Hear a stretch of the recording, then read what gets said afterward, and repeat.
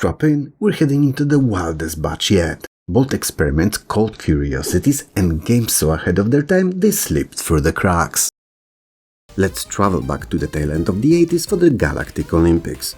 In Purple Saturn Day, you aren't just an athlete like in most other sports games, you're a representative of your species in a bid for interstellar glory. Held on a distant Saturnian moon, these games are a psychedelic celebration of alien talent where the stakes are as high as the neon-colored atmosphere. Doesn't it sound a bit too poetic for a weird sports game? Perhaps that was the reason why it failed.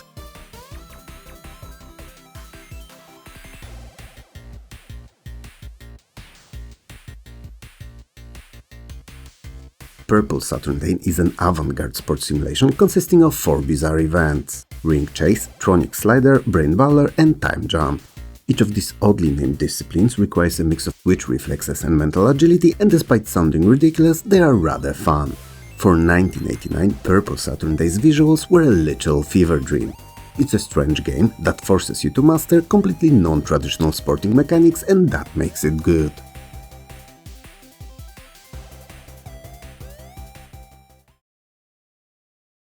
The story of mass destruction is simple. You have a tank, they have an army, and you need to make sure that they don't have an army anymore and you still have your tank. Like I said, simple. It's a fantastically titled game and an unapologetic tribute to the 90s action cinema. You're dropped into various mission zones with one objective: total annihilation of every enemy building, vehicle and soldier inside. Basically, crumble what's standing and unmove what's moving. No such word, I know, but I don't care as long as you get what I'm saying.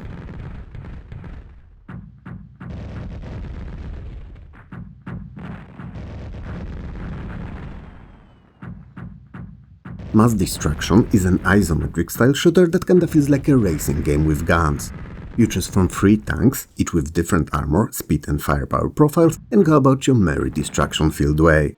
With 30 missions of pure carnage, the fun comes from destructible environments and sheer variety of weapons, from flamethrowers to guided missiles you get to use to cause it all.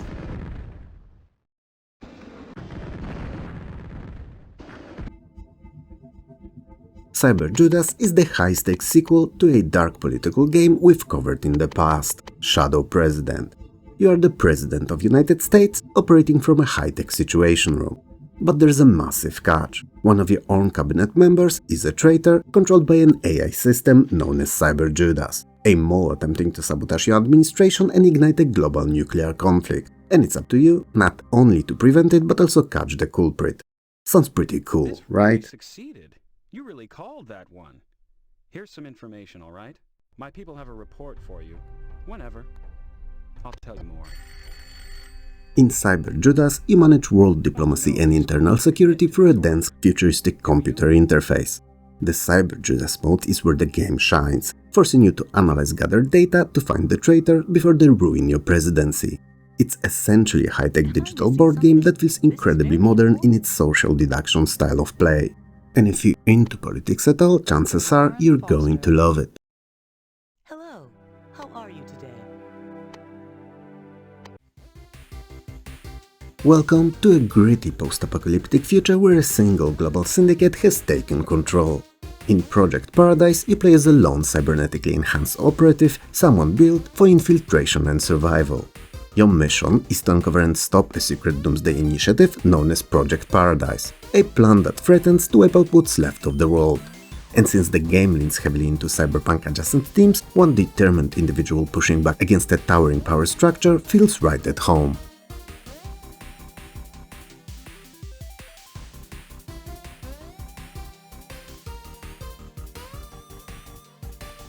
Project Paradise is an action-adventure shooter with light puzzle elements, playing like a fast, industrial cousin of Crusader mixed with classic top-down blasters.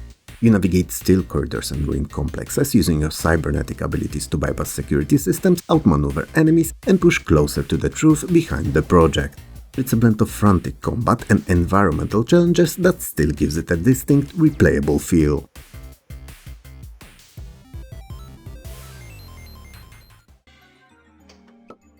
Hyper 3D Pinball, sometimes simply known as Tilt, takes a fun swing at the genre by giving each of its tables a strong, memorable theme. Whether you're bouncing around the smoky underworld of the gangster table or riding the bright chaos of funfair, every table feels like its own little universe with its own quirks and challenges. It's more imaginative than most digital pinball games of the era, and that alone makes it stand out.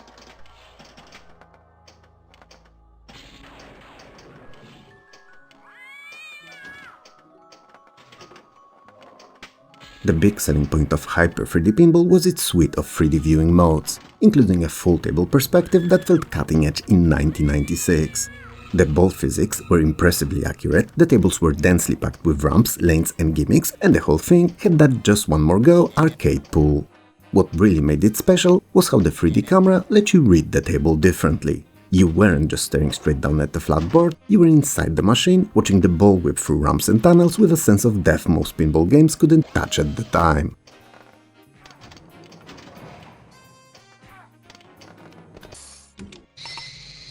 Based on the legendary novels by Arthur C. Clarke, in Rama you are a replacement crew member sent to investigate an enormous cylindrical alien vessel that has entered Earth's orbit.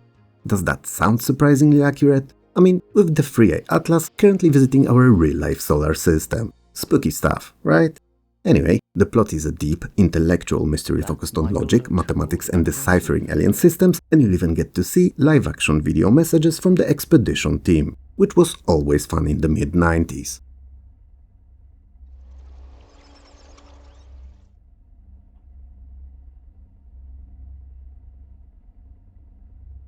Rama is a first-person adventure game in the vein of Myst, but grounded in hard science. You solve complex environmental puzzles that often require you to learn alien numbering systems. It's a difficult, rewarding and atmospheric experience that treats the player with immense respect but also demands attention and smart thinking.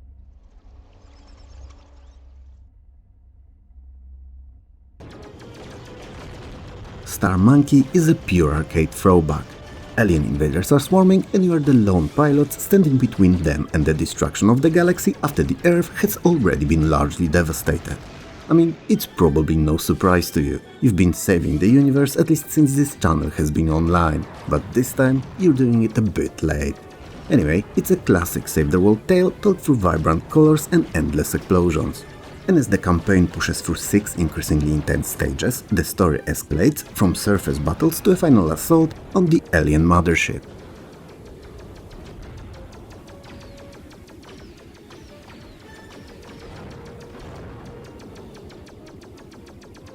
Star Monkey is a vertical shoot-'em-up with a brilliant twist. As you upgrade your weapons to godlike levels, your ship actually becomes heavier and slower. The game's morphing upgrade system boosts firepower while reducing mobility, creating a fascinating power versus mobility trade-off that still feels unique. The game leans on collectible energy cells that transform your ship into new forms, shifting the focus towards survival and efficient destruction. Add in 6 tightly designed levels, and you have one of the most polished shooters of the early 2000s.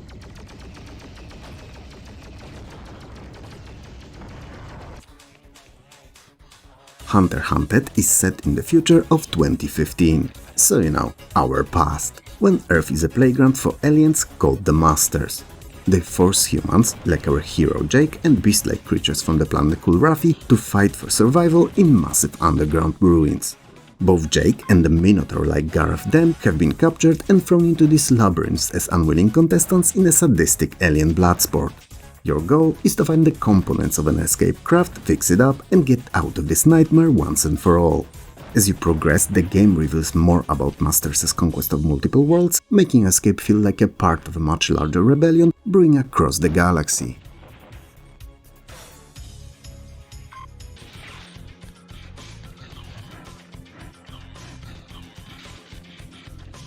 Hunter x Hunted is a side-scroller built around a clever multiplane system that lets you hop between foreground and background layers. Swapping between the gun-focused Jake and the melee-oriented Gareth Den keeps the action varied and the pacing sharp, especially as each character has missions tailored to their strengths. The dark industrial atmosphere still hits hard today, with levels full of collapsing structures, traps and ambushes that reward quick reactions. To keep things interesting, the game also mixes in timed objectives and environmental hazards that force you to constantly reposition and use both planes strategically.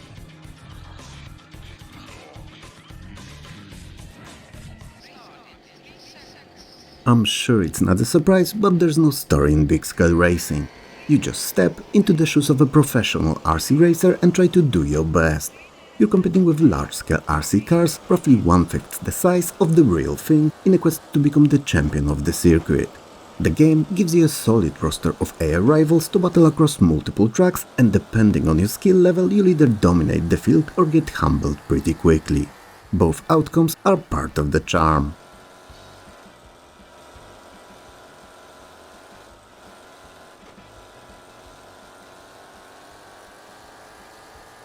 Big-scale racing leans toward an arcade-friendly sim, giving the cars enough weight and bounce to feel like proper RC machines without overwhelming you with complexity.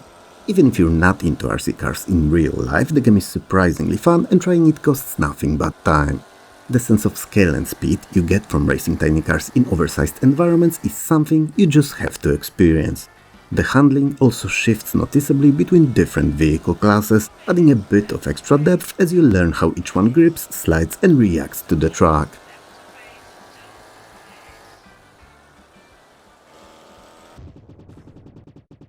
In Space Tripper, you are the pilot of a small but powerful craft, navigating the surface of various hostile planets.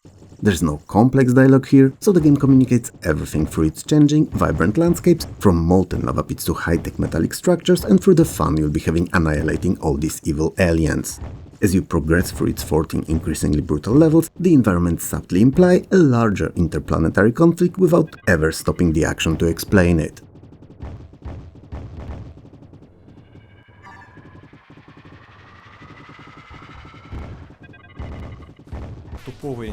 Space Tripper is a fast-paced defender-style shooter where you can flip your ship to face either direction.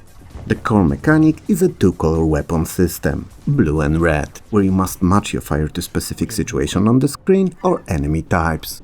It's Twitch gaming at its finest, created by the legendary Pom-Pom Software team. On top of that, the game's lack of save system forces you to clear all levels in one run, adding a layer of old-school tension to every encounter.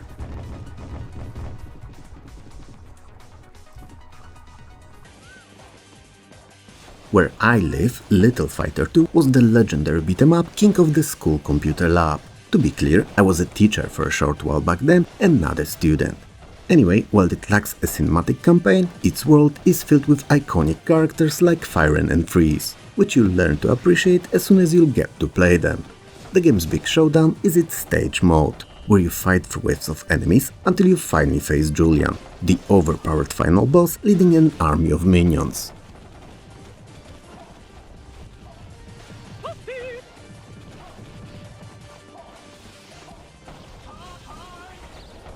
Little Fighter 2 is a side-scrolling beat-em-up with simple but surprisingly expressive fighting mechanics for such a chibi-looking game.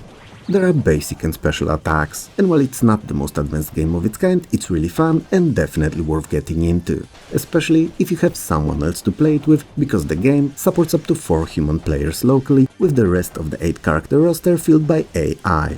Yep, that kind of fun is just unmatched. It's a masterclass in sprite-based combat and remains one of the greatest freeware games ever made.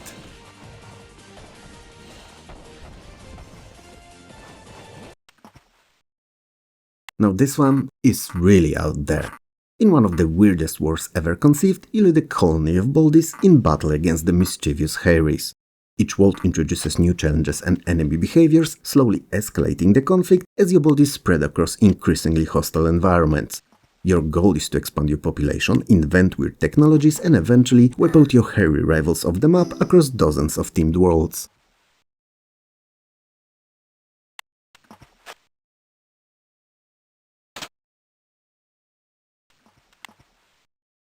Baldies is a quirky RTS where you manage different classes of Baldies: workers, builders, soldiers and scientists.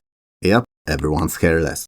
No lore explanation is ever given in the game or manuals, but it sure feels like a result of aggressive inbreeding. Anyway, the fun comes from different inventions. You can set traps like landmines, or even use exploding cows or skunks to drive the enemy out of their homes.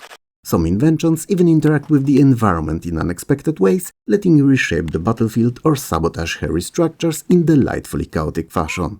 And anything and everything is fair game for you to reach your end goal. It's funny, brutal and totally unique.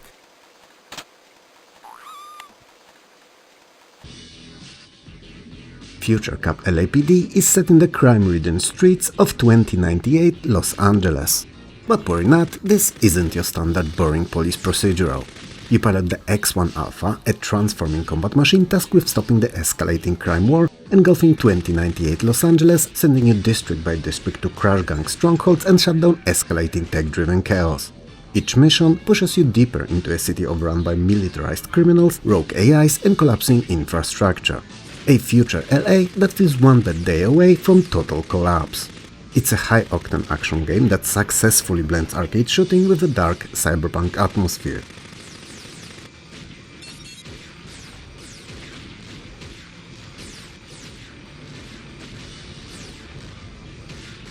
Future Cup is low-key legendary among the few that played it for its dual-form mechanics. You can swap between a fast-moving hovercraft for chases and bipedal walker for heavy combat and maximum damage. The real genius, however, is the Precinct Assault mode. It is essentially one of the first mobile-like games ever created, because it has you capture bases, spawn automated units and try to take down the enemy's headquarters. It's a tactical masterclass hidden inside a rather fantastic action game.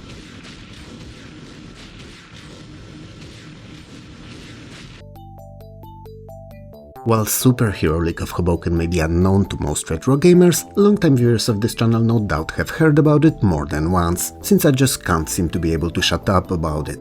Created by the legendary Steve Maretsky, it is set in a post-apocalyptic northeastern United States with Hoboken as your base of operations, where radiation hasn't created monsters, but rather very specific inconveniences. Also superpowered individuals, if you can even call them that. You lead the Crimson Tape and his team of C-list superheroes like the Iron Tummy and Mademoiselle Pepperoni, the first capable of digesting anything and the second able to see through pizza boxes, and all to defeat the villainous Dr. Entropy and his scheme to worsen the already polluted world. It is a sharp, satirical take on the superhero subset of RPG genre.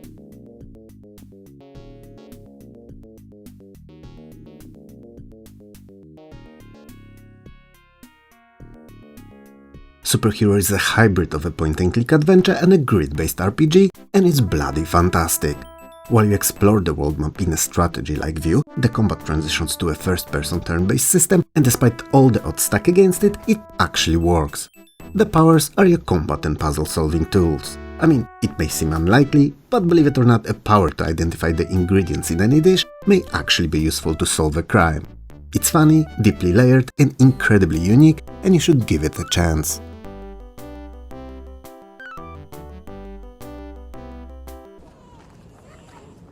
Gangsters' Organized Crime takes place in New Temperance, a fictional Prohibition-era city where you aim to become the ultimate mob boss. Your goal is simple: win the mayoral election or kill all your rivals. Both equally as awful if you think about it, but also both equally as fun. The city itself is modeled after a Chicago-style urban sprawl, complete with districts, rackets, and a constantly shifting balance of power between gangs and law enforcement. It's a cold, calculated look at the underworld where you have to manage everything from illegal speakeasies to full-scale street wars. No.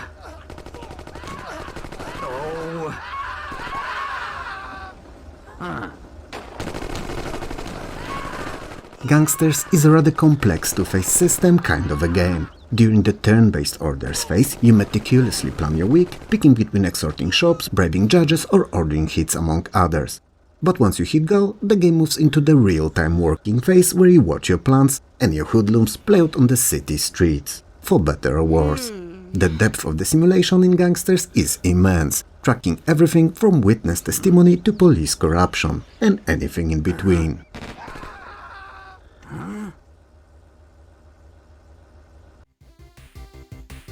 Now this one will be a very special double whammy. Well, not this one alone, but this and the next game that will follow. In Excelsior Phasemon Lysandia, you are a fixer, a cosmic agent sent by the Grand Council of World Watchers to the fantasy world of Lysandia. While it may sound like a made-up name, it's all legit. Take it from a doctor of all sciences. Anyway, history of Lysandia has veered of its intended course, and your job is to restore the proper timeline by eliminating the chaotic presence that's throwing the planet off balance. Excelsior starts as a standard fantasy quest, but quickly reveals a deeper sci-fi undercurrent.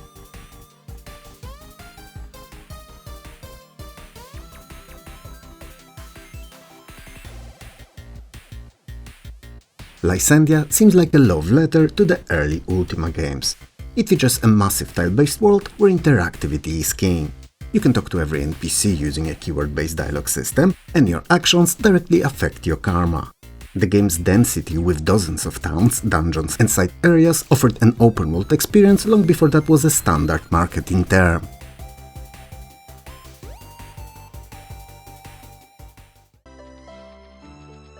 Excelsior Phase 2 Erondor is the second part of that earlier mentioned double whammy and a follow-up to the first game. It released 7 years after Phase 1, though the actual development time was a bit shorter. Following the events of Lysandia, your fixer is dispatched to the world of Erondor to resolve the crisis that previous fixer failed to fix, and to locate that missing agent before things get even worse. Erondor itself is a land recovering from a long and brutal war between two human nations held together by a peace treaty that feels like it could snap at any moment. It's a much more narrative-heavy sequel that expands on the cosmic lore of being a fixer. It's arguably a better game than the original, but both are definitely worth a look.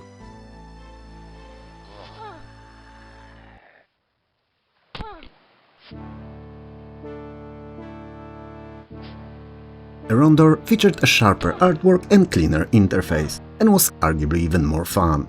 The gameplay mechanics were refined with a broader spell system and expanded skills, adding another layer of depth to this already onion-like game. But what makes it special today is its non-linear quest design. The world of Erondor feels alive and indifferent to the player, running the way it was intended to, whether you're there to witness it or not, and requiring you to actually research and investigate leads rather than just following a map marker. And it's something that the last 10 years of gaming have completely abandoned.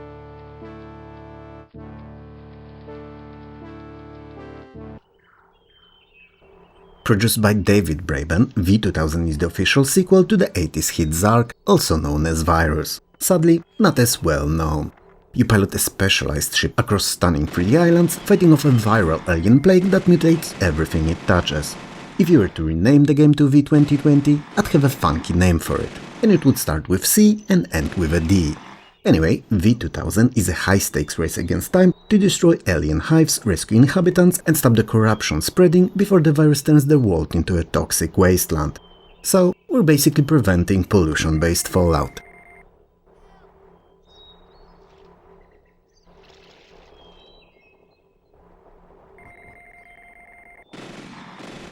V2000 is defined by its notoriously tricky but improved physics, designed to be less punishing than the original Virus. Your ship has a real weight and momentum, making every banking turn a skill check. But when you do get better, when you actually improve, you really feel as if you have achieved the next level skill. Interestingly, the Virus isn't just a status effect, it physically changes the terrain and enemies in real time. The visual feedback of seeing a beautiful island slowly turn into a pulsing, purple alien hive is still terrifyingly effective even today.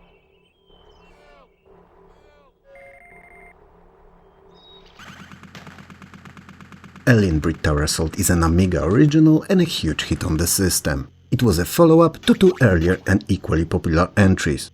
On PC, however, well, there were maybe 10 or 11 of us who knew it, and only 3 of us bought it. You are a soldier trapped in a military/scientific outpost on the planet Azarin 2E, overrun by hostile extraterrestrials. After a botched marine drop leaves you stranded, your only real goal is to fight your way through the base and escape in one piece. It's the ultimate top-down, legally distinct tribute to the Aliens franchise, mixed with Gauntlet, dripping with atmosphere, tension and action-packed gameplay.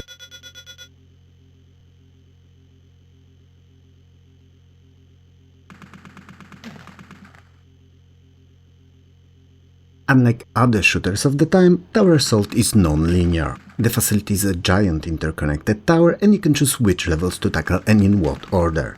In fact, reportedly, there are 276 ways to complete the game. The gameplay may not change much, but the way you get to the end sure did. You have to manage your ammo and keycards carefully, and running out usually means a slow, agonizing death. It's a masterclass in atmospheric level design and simple but addictive gameplay.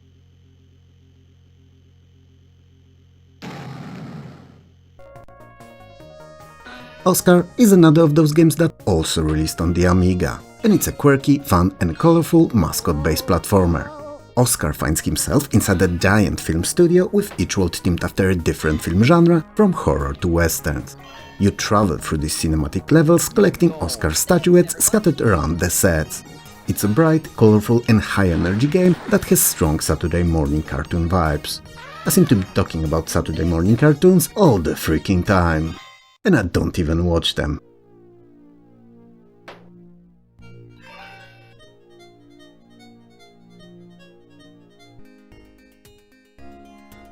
The controls aren't exactly legendary for their fluidity, but they're perfectly solid for classic 90s PC platforming, focusing on Oscar's ability to bounce around and use power-ups. The game uses a clever health system, where collecting Oscar statuette icons gives you extra hits and unlocks secret areas. What makes it worth playing today is the sheer variety in level design. Every stage feels like a brand new game with its own rules and aesthetics. If you never had the chance to try it out, now's as good time as any.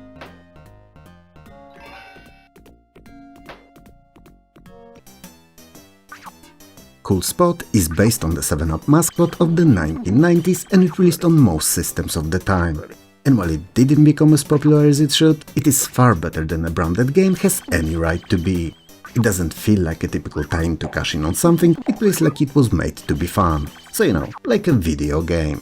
You play as a red dot with sunglasses on a mission to rescue your fellow spots from captivity by collecting enough cool points to unlock their cages hidden across beaches and toy rooms. It is the peak of 90s cool aesthetic.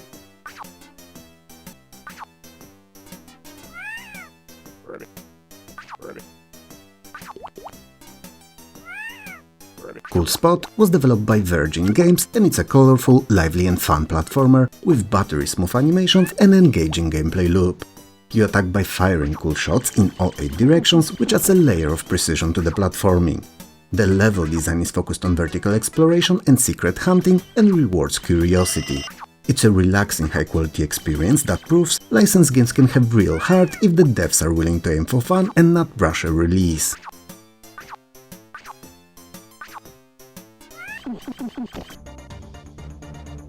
Uplink. I used to love this game. You are a freelance hacker working for the Uplink Corporation and you take contracts to steal data, ruin reputations and crash global systems, and a whole plethora of other shady things. As you climb the ranks, you get access to better paying and more involving contracts and uncover a plot involving rival corporations and dangerous virus called Revelation. It's a hacker fantasy that focuses on tension rather than action.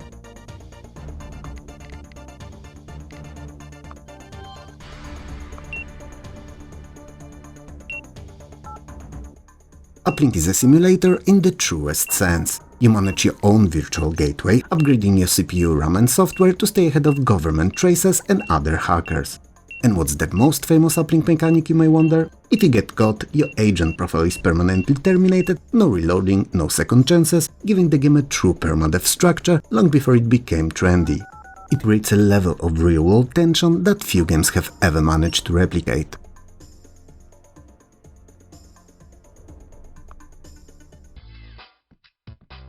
In Icy Tower, you are Harold the Homeboy, and your only mission is to get as high as possible. Okay, I just heard what I said. I meant high as in climb higher, I wasn't suggesting any illegal activities. There is no deep plot in Icy Tower. No plot whatsoever, in fact. Just a tower, a catchy beat, and an endless series of platforms to go through. It's the ultimate just 5 more minutes game that should have taken the early 2000s by storm. It didn't, but it garnered a small cult following as a freeware title that spread mostly through school computers and early internet forums.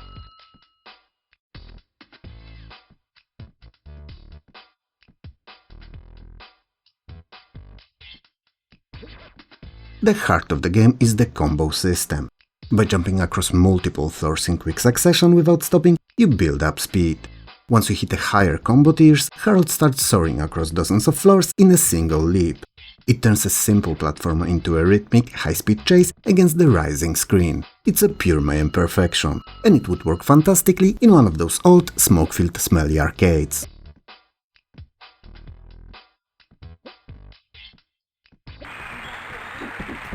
Champions of Zulula Elite Edition is a bizarre, chaotic fighting game that emerged from the wild world of 90s shareware.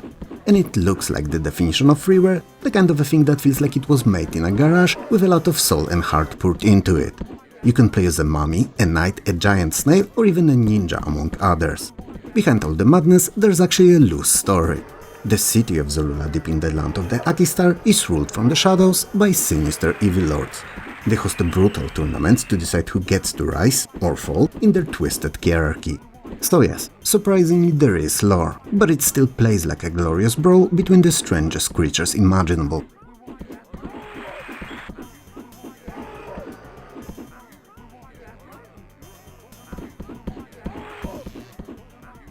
While most fighters of the era were trying to copy Street Fighter 2 or Mortal Kombat, Zorula embraced the full chaos of PC game design.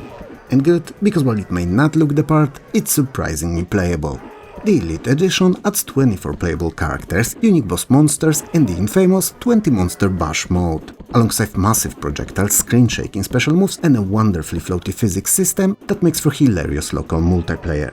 It's junky, it's weird, and it represents a time when PC developers weren't afraid to try absolutely anything. And they did. They went for the strangest, most otherworldly ideas they could master, and it was well fun.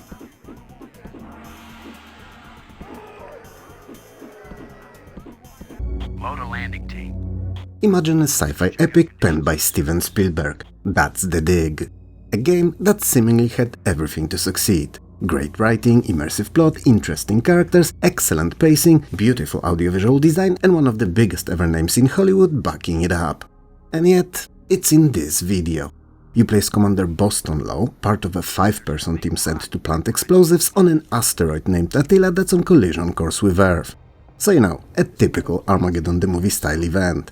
But things go sideways fast. The asteroid is actually a derelict spacecraft that whisks Lowe and 2 others across the galaxy to a beautiful dying world. It's a haunting story about isolation, alien resurrection, and the moral toll of discovery. The plate is gone?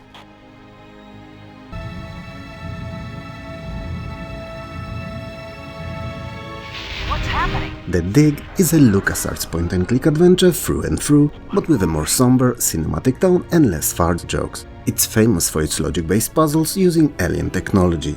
What makes it fun today is the atmosphere. The gorgeous hand-drawn backgrounds and the lack of silly premature deaths let you soak in the mystery without unnecessary frustration. I feel like someone turned me inside out twice. Welcome to Novistrana, a fictional post-Soviet republic under the iron fist of a dictator, Karasajov. In Republic the Revolution, you play a man whose family was torn apart by the regime, and your goal is simple. Start a grassroots movement, climb the political ladder and orchestrate a full-blown revolution. Let the mother efforts burn for what they did. Republic serves an incredibly dense narrative of power, corruption and tactical subversion.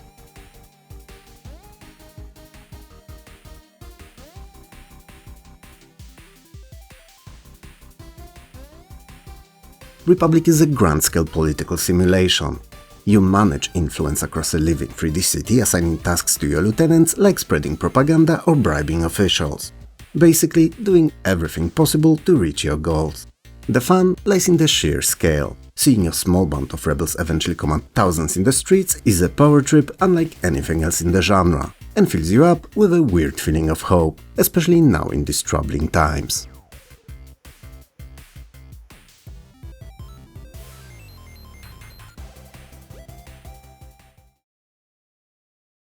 It's pretty obvious that there's no narrative in action soccer.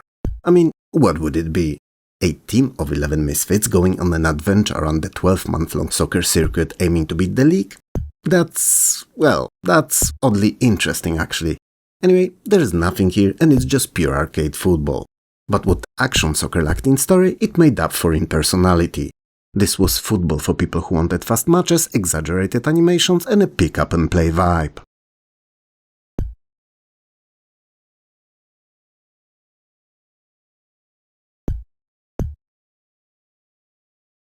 Think of action soccer as the chaotic cousin of a much more famous sensible soccer but released in an odd time, when we were just on the verge of a 3D revolution. Matches are quick, the ball physics are intentionally wild, and the AI is unpredictable in a charming way. The isometric view gives it a unique feel, and the controls are simple enough that anyone can jump in. It released during a tidal wave of football games, with titles like FIFA, Kickoff, Sensible Soccer, Actual Soccer and more, dropping more or less the same time, so it simply got lost in the noise.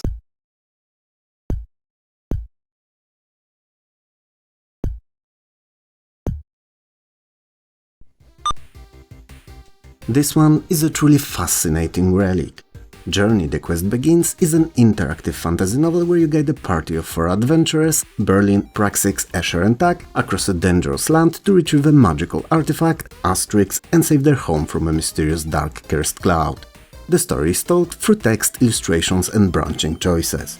You're not just reading, you're shaping the fate of the characters, deciding who leads, who fights and how they react to moral dilemmas.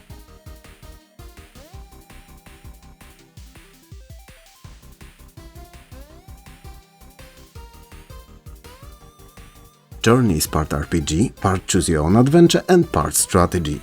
You manage resources, use party members' unique abilities and skills, choose dialogue options and make decisions that affect everyone's survival, perfectly capturing the sense of a long, weary trek.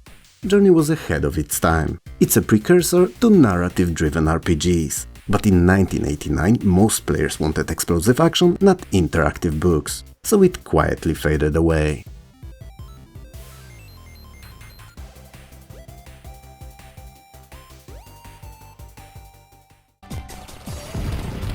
Before Housemarque became famous for their biggest modern releases, they made a little Amiga game called Super Stardust and then moved it to PC.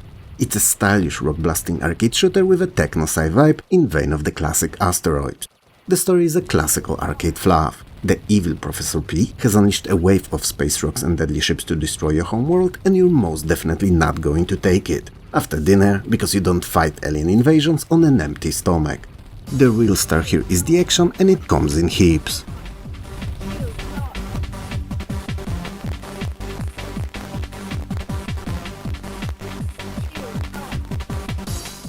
Super Stardust emanates that twin-stick energy even if there's no twin sticks in its controls anywhere. You destroy asteroids, dodge or annihilate enemies, upgrade weapons and repeat, conquering stages one after another until the threat to your homeworld is gone. The DOS version came out pretty late and was overshadowed by flashier, more modern games like Quake or Tomb Raider, but the core gameplay loop is timeless and still fun even today.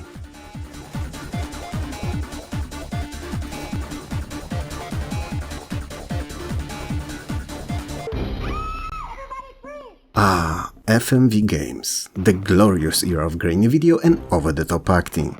Some love it, some hate it, but you cannot say that it has no charm.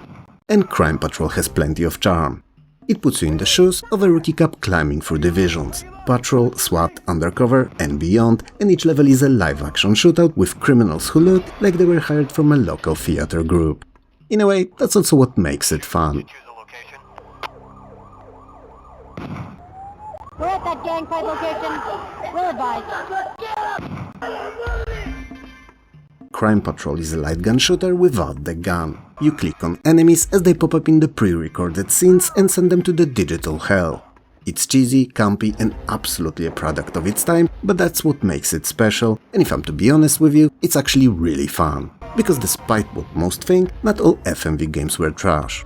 Crime Patrol got buried because FMV fatigue hit hard in the mid-90s and players moved on to more futuristic 3D games.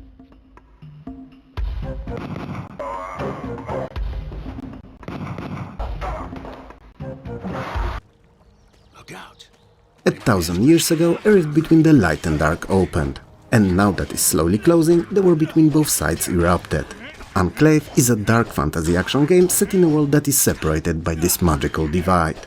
The game lets you play the campaign from both sides, either defending the city of Selenheim or serving the demon lord trying to conquer it. The story follows the struggle to control the rift and reshape the world's balance.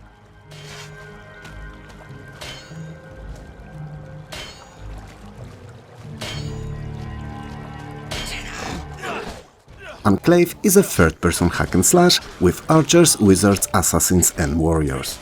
And you, cause you're playing it too, and you're just the best kind of a person. Nay, a hero, or a villain, cause you know, the dual campaigns and whatnot. Anyway, the combat is weighty, levels are varied and the soundtrack is surprisingly epic. All in all, Enclave looked fantastic for 2003. But it launched on PC the same year as KOTOR, Prince of Persia: Sands of Time and Warcraft 3: Frozen Throne, so it never really stood a chance.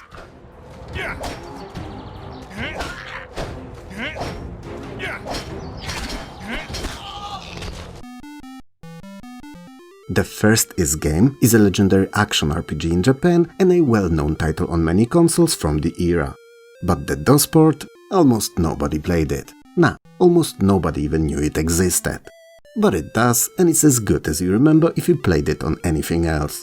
You play as a red-haired adventurer seeking the 6 books of Is, ancient tomes that hold the truth behind the rise and fall of the vanished kingdom. The DOS version's localized story even leans into this mystery, framing the books as the key to stopping the Dark Sorcerer's growing influence. It's a classic hero's journey, cursed books, ancient demons, lost civilizations, and the world teetering on the edge of disaster.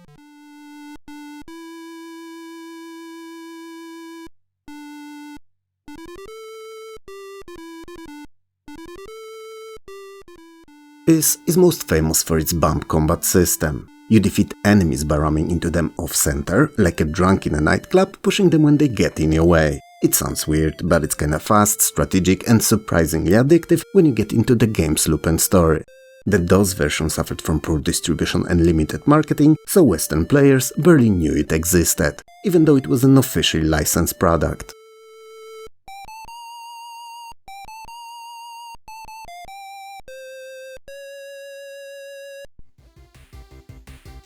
Long before Freelancer or Elite Dangerous, Space Rogue blended space simulation, RPG and adventure elements into one ambitious package. And boy oh boy, how fun of a package it was. You play as a pilot whose ship, the Jolly Roger, is destroyed by the alien Munchie, leaving you stranded and scrambling to survive, trade, explore and uncover a conspiracy involving their escalating attacks on human space. As you dig deeper, you discover that the Munchie conflict ties into political tensions between factions, giving the story more intrigue than most space games of its era.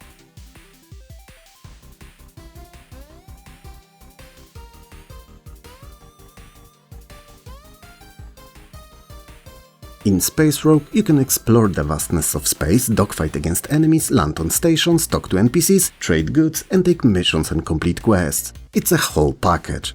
You can even switch between first-person spaceflight and top-down RPG exploration, giving the game a hybrid feel that was wildly unusual for 1989.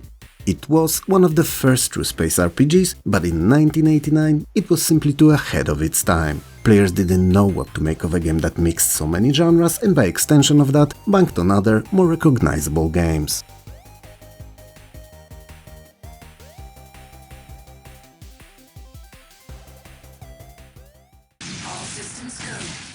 Max is a tactical strategy game set in the future where humanity fights over habitable planets. You command one of several factions competing to colonize the world using typical for the genre trifecta of resource gathering, base building and combat. In the game's lore, humanity is actually drafted into planetary conflicts by the alien Star-Lords and Overlord Concord that forces rival human factions to battle for control of newly discovered worlds. The story may be light, but the world building is rich. Corporations, militarized colonies and brutal frontier warfare.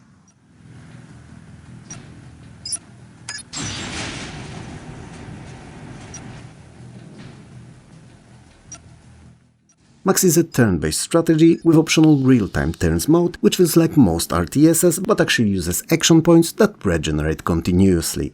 You build bases, manage resources, deploy units and outmaneuver opponents with careful planning.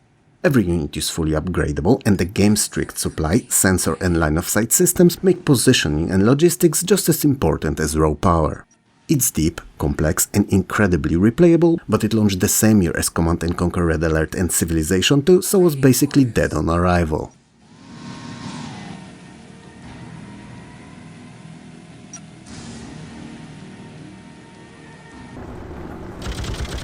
In an alternate history where the Soviet Union invades and occupies New York City, you play as Chris Stone, a plumber-turned-resistance leader on whose shoulders the future of the city, and maybe even the entire country, will rest. The story follows your rise from an ordinary guy to the commander of a full-blown guerrilla army fighting to liberate the city. The game's backstory explains that the Soviets gained global dominance after dropping an atomic bomb on Berlin at the end of the World War II, reshaping the entire geopolitical landscape before finally striking the US homeland. It's gritty, emotional, and surprisingly grounded for a 2003 action game. Pull out! Come on! I got your back.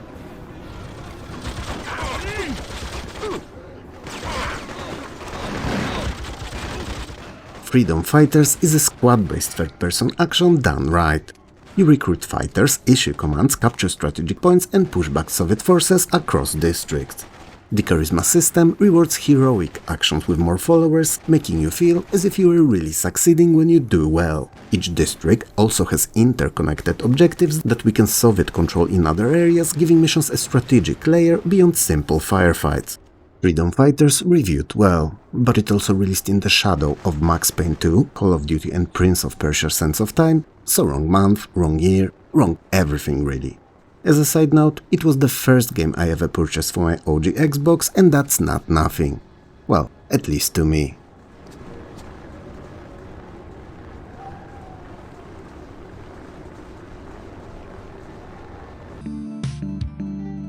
The Adventures of Fat Man is a parody superhero adventure where you play as a Fat Man, the Dark Knight of Shadowlawn. It's a comedic point-and-click game filled with jokes, absurd villains, and self-aware humor. The plot follows Fat Man as he investigates the explosion at the Acne chemical plant and uncovers a villainous conspiracy involving Toxic Man, a mutated tag who can turn people into zombies. As the case unravels, Fat Man discovers that the disaster ties into corporate sabotage and cosmetics companies' shady dealings, pushing the story far beyond a simple spoof. Coordinates set.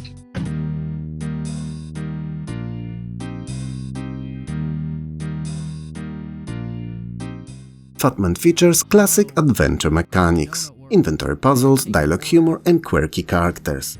It was made by a tiny indie team and even released as a freeware later, so if it looks like anything you'd like to try out, there's no better price than free.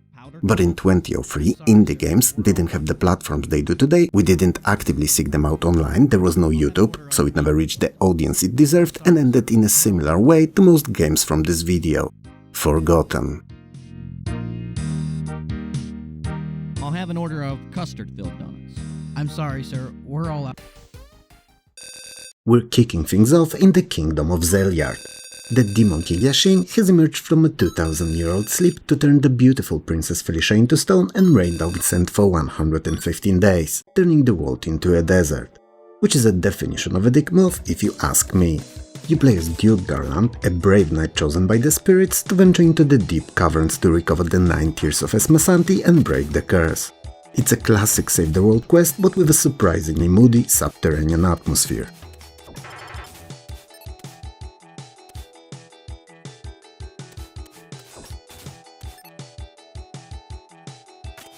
Published by Sierra in the West, Zelyard is a rare side-scrolling action RPG for early PCs with strong Metroidvania adjacent vibes. You navigate massive multi-tiered labyrinths, fighting monsters and upgrading your gear in towns. What makes it fun today is the tight physics and the satisfying loop of grind for gold and alamas, buy better shield and survive a bit longer. It's basically the missing link between Zelda 2 and Castlevania, and the boss fights are genuinely intense.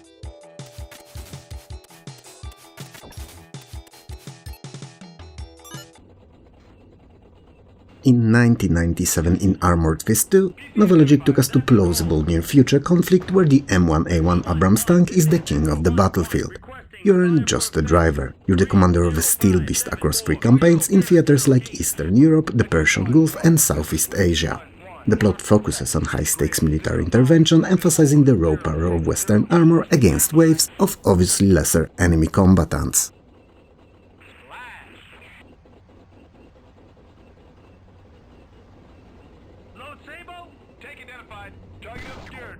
Armor Fist 2 used the Voxel Space 2.0 engine, which meant that instead of flat polygons, the terrain looked incredibly organic and bumpy from 1997. It strikes a perfect balance between a hardcore simulation and accessible action game, making it a perfect choice for those unsure if they'd ever been into a game like that. You can hop between the commander, gunner and driver seats, but the real fun factor comes from the tactical depth.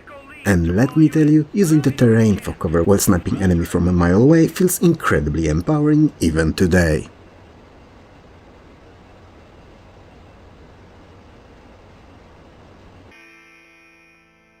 Welcome to the Wild West. The Last Bounty Hunter is an FMV classic where you play a nameless bounty hunter tasked with cleaning up a town overrun by notorious outlaws. Handsome Harry, Nasty Dan, El Loco, and the Cactus Kid. And the Cactus Kid is like the coolest villain name I've ever heard.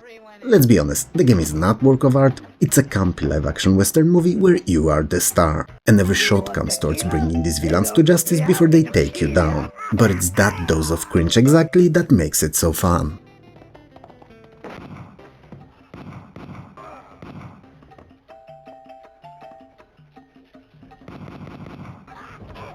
The Last Bounty Hunter was originally an arcade game, and this PC port is a near-perfect FMV light and gun style rail shooter. It's all about reflexes. You watch the footage play out, and the second an enemy draws their gun, you have to click them before they kill you. It's a hilarious time capsule of 90s acting, and the game over scenes featuring the town doctor or the gravedigger are the quirky highlight that makes the trial and error loop fun. Late for church again? Think of SimTown as SimCity's younger, more colorful, louder sibling. Instead of a face-sized metropolis, you're managing a small, cozy town. The story is whatever you make of it, there's no plot guiding you, and your only aim is to make your residents happy and your town prosper. It's a low-stakes, charming slice-of-life builder designed to make you feel like a local community leader.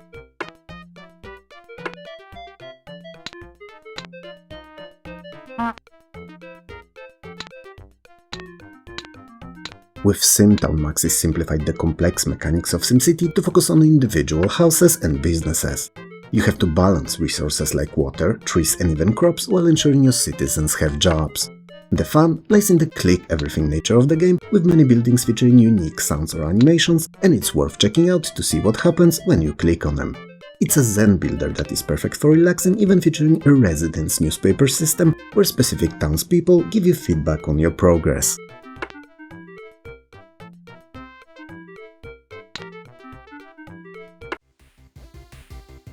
Legend of the Sword is set in the land of Anar, in which an evil sorcerer named Suzar has invaded the realm. To stop him, you must lead a party of heroes to find a magical sword and shield to reclaim the kingdom. Your quest begins after Suzar's forces ambush your group, scattering your companions and forcing you to regroup before you can challenge him. While Legend of the Sword shares the quest power vibe of Arthurian legends, it's a unique dark fantasy world filled with ancient ruins and cryptic puzzles that require sharp logic to navigate.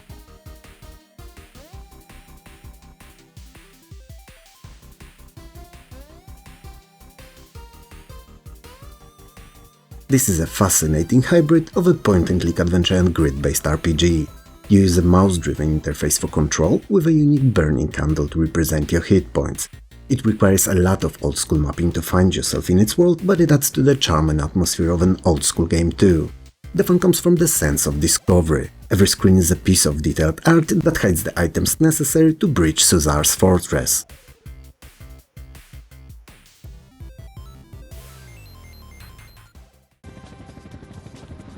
It's the year 2009, and aliens have attacked Earth's lunar bases and the ADF facility in Kenya. You are a pilot in the ADF, so a light defense force, and you have to fight the invaders across the globe, from the Arctic to Florida, before taking the fight back to their home planet. As the conflict escalates, the aliens begin deploying increasingly advanced war machines, pushing humanity to the brink and giving your missions a desperate last-stand intensity.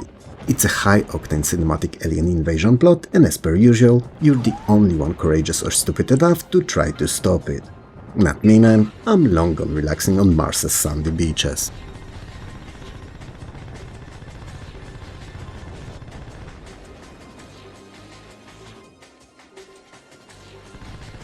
Believe it or not, but Incoming's most popular usage scenario was not gameplay, but to be used as a benchmark for 3DFX Voodoo and other accelerator cards because it looked stunning. And it's a pity, as it's a fantastic multi-vehicle shooter where you jump between fighter jets, tanks and stationary turrets, fighting off the aliens. The mechanics are pure arcade bliss, fast, loud, aggressive and full of explosions, just like your mother-in-law.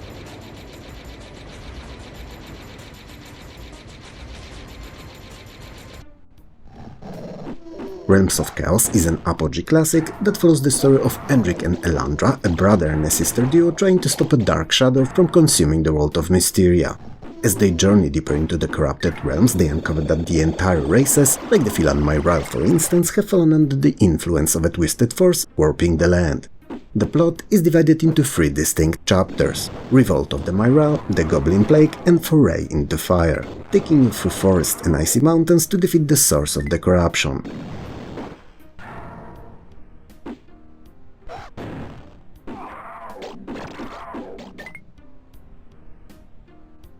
The hook in Realms of Chaos is that you can swap between the 2 characters at any time.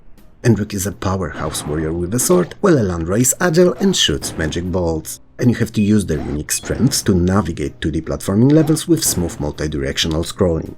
It's fast, colorful and features a brilliant soundtrack by the same composer who worked on Doom and Wolfenstein 3D.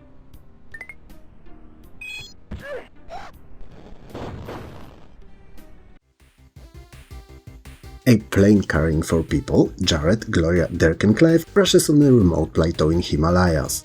To their horror, they find themselves in a lost world where dinosaurs and primitive tribes still exist. As they explore further, they realize that the plateau has been isolated for millennia, creating a hostile ecosystem frozen in time.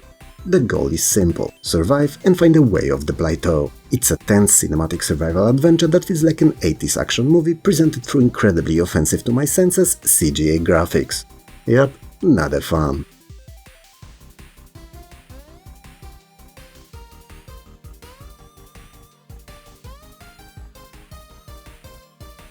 Using an isometric perspective, you control the survivors, each with their own strengths, and you have to manage their stamina, hunger and ammunition while avoiding predators like the T-Rex, hostile tribes and environmental hazards. The game was incredibly ahead of its time because the character's morale affects the gameplay. If a companion dies, others might become uncontrollable with grief. It's the true grandfather of modern survival games, and for that alone, it's worth a look.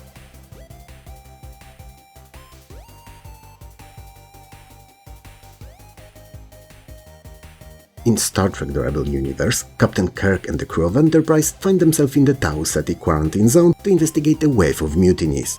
The Klingons have discovered dilithium-6, a crystal with psionic properties used to mind-control Federation captains. Worse yet, several Starfleet vessels have already been turned renegade, forcing you to decide whether to disable, evade or attempt to save them as you push deeper into the zone. You have a 5-year mission clock to find the source and escape before the region is sealed forever by a Klein sphere.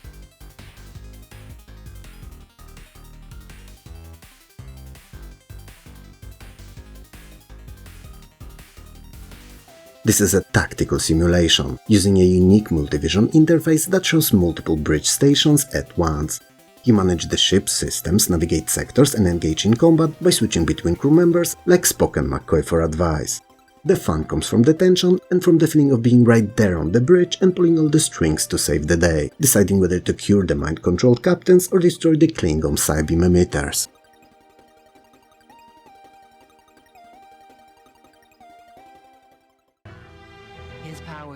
The Last Dynasty is a massive sci-fi epic where you play as Mel Rag, a space pilot pulled into a war between humanity and an empire led by Lord Iron. It blends live-action FMV storytelling with high-stakes space combat. As Mel digs deeper into the conflict, he discovers that Lord Iron's campaign is tied to long-buried secrets involving the ancient Xandor dynasty. The plot involves uncovering ancient technology and the mystery behind your own family's history in the stars. The transfer of the ultimate knowledge, dividing it between you and your brother Lek. No longer unified, it would be powerless. He entrusted... The Last Dynasty is a game of 2 halves. One part is a first-person adventure game, where you explore pre-rendered environments and solve puzzles, like you would in any other game of its kind, and the other is a full 3D space combat simulation.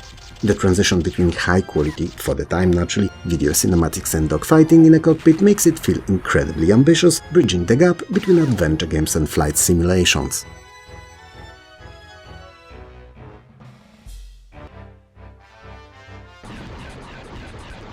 In a distant corner of the galaxy, the United Planetary Nations is locked in a long-running conflict with the alien race from Morzik, and humanity's prosperity is beginning to fracture under the pressure of war.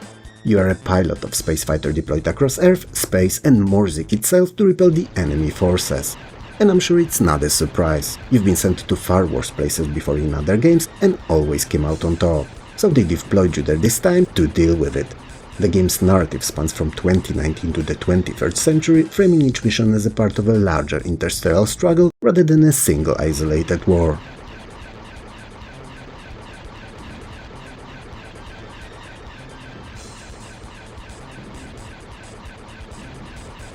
Zinc is a fast-paced 3D vertical-scrolling arcade shooter that emphasizes spatial awareness. While many games of the era were moving toward open environments, Zinc leans into the tension of tight, forward-scrolling combat reminiscent of classic shooters. You navigate through complex 3D environments, managing your speed and weapon heat to survive waves of alien drones. It's a hidden gem for fans of early 3D arcade-style shooters that prioritize reflexes over complex controls.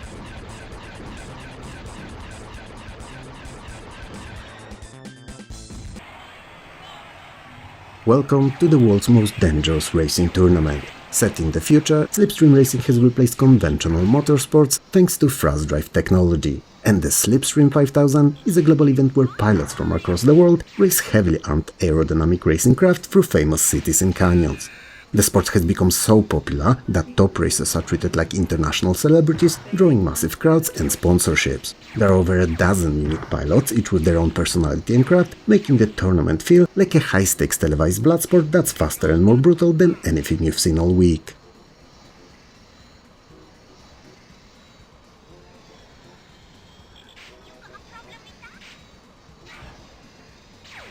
Slipstream 5000 is Wipeout before Wipeout hit the PC.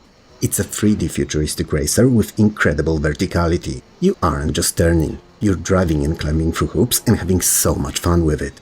You can pick up weapons to blast opponents, but the real show stealer here is the speed. Slipstream's 3D engine was revolutionary from 1995, and the ability to customize your ship with money won from the races adds a layer of strategy that keeps it fresh and fun even today.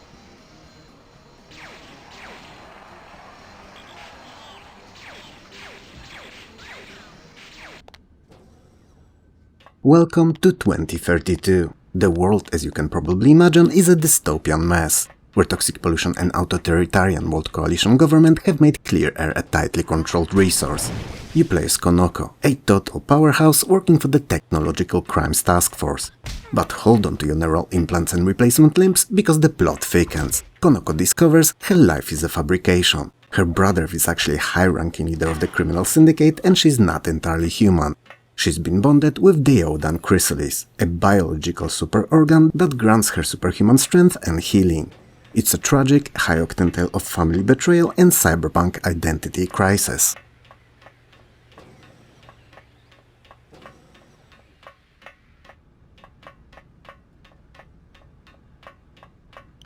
Developed by Bungie West, yes, an offshoot of that Bungie, Oni was doing the John Wick thing before John Wick even existed. It's a multi-modal brawler, letting you snap from firing an SMG to dropping someone with a spinning crescent kick without breaking stride. The animation system was wild for its era, using interpolation tricks to make every punch, throw and slide feel fluid instead of canned. The levels lean into that clean, brutalist anime-inspired look, giving the whole game this stark high-tech vibe that feels ripped straight out of the late 90s cyberpunk. It's basically Ghost in the Shell, and it's a crime it didn't get a sequel.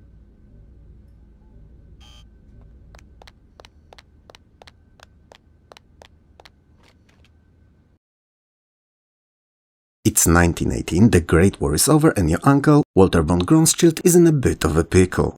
His world-class art collection was looted and scattered across the globe during the conflict. So on his deathbed, partly as a challenge, partly as a cruel prank, he tasks you and your cousins to track down the dozen missing masterpieces. But there's a villain in the wings, Vico Vermeer, a master forger who has flooded the market with fakes.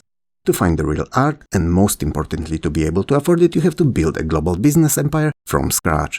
It's a story of redemption, wealth, and having a very sharp eye for brushstrokes.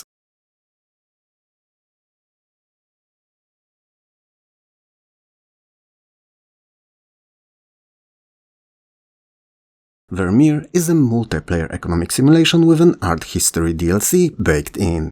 You travel to London, New York, and Rio among others, managing plantations for tobacco, cocoa, tea, and coffee, trade bonds to get loans, and all of that to fund your art addiction. Or your uncle's dying wish. Potato tomato. Everything about this game is fun. The plantations, the worker management, the contracts, the pursuit of art, and the random encounters that can change the tide of gameplay in an instant. It's tense, rewarding, super fun with up to 3 others and make you feel like a sophisticated millionaire.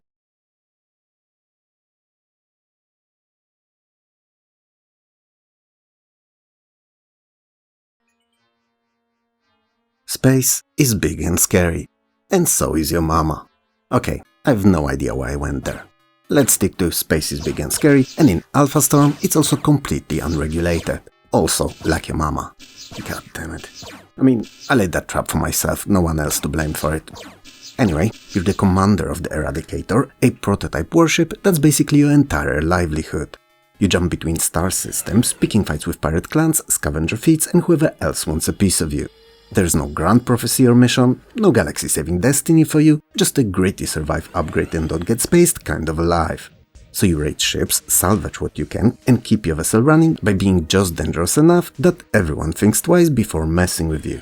Alpha Storm serves that pure lone wolf in hostile space energy and does so in a rather beautiful way.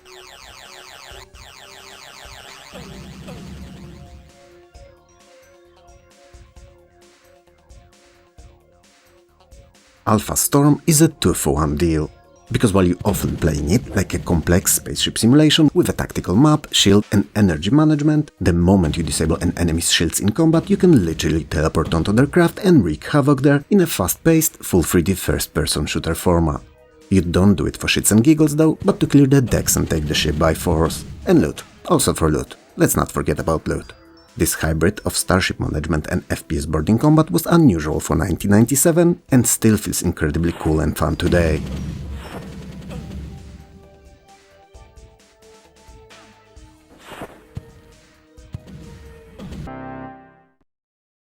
Forget generic knights in your typical fantasy games. With Hammer of the Gods, we're going full Viking mode. You choose from 4 races, humans, elves, trolls or dwarves, and set out to complete the quest of Odin, the ultimate victory condition. Which means that you aren't just conquering land, you're also fulfilling wishes and will of various Norse gods, navigating their petty dramas, doing favors for Thor, or even getting tricked by Loki, all in an effort to prove you're worthy of a seat in Valhalla.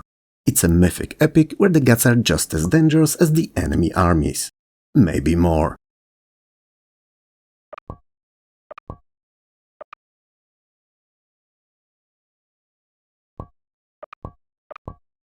Developed by Holistic Design, Hammer of the Gods is a turn-based strategy masterpiece.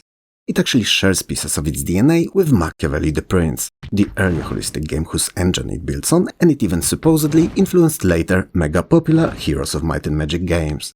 So you get a global map for exploration and a tactical grid for combat. What makes it special are those 4 mentioned favors, because if you play your cards right, the gods will gift you with Valkyries or Berserkers to crush your foes or give you other game-changing boons. It's a perfect blend of city management and tactical skirmishing that was unfortunately overshadowed by the giants of the genre.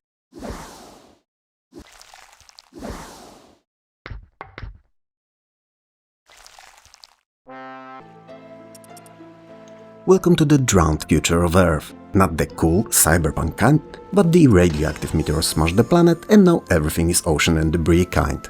What's left of humanity survives on scattered floating bases, jury-rigged platforms and rusting industrial remnants bobbing on a hostile irradiated sea. The world is divided among 3 factions clawing for control of the last scraps of habitable territory. The relatively unmutated United Clans, the brutish and heavily altered genes, and the coldly intelligent Cytexes. There are no prophecies, no chosen one, just a brutal, post-apocalyptic struggle for resources, territory and the basic right to keep floating one more day.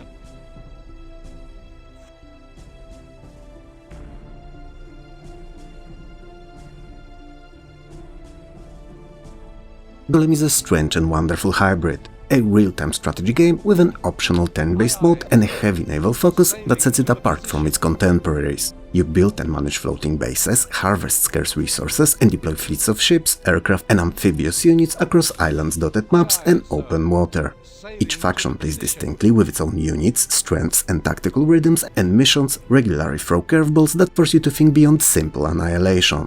Combat unfolds in real time, where positioning, production timing and knowing when to pull back matter as much as raw firepower. Golem never became a classic, but it's absolutely one of those hidden gems from Eastern Europe titles, so ambitious, a little rough around the edges and deeply rewarding for anyone willing to dive into its rust-covered world.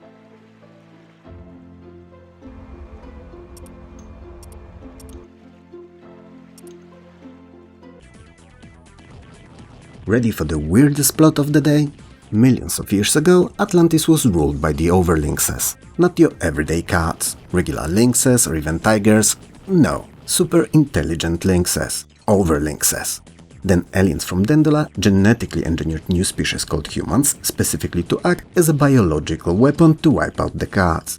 So if you ever wondered where the missing link is, here's the answer. You play as an overlynx pilot in a high-tech starship, taking the fight back to the human invaders to reclaim the planet. It's cats versus humans in a struggle for planetary survival. You can't just make this up.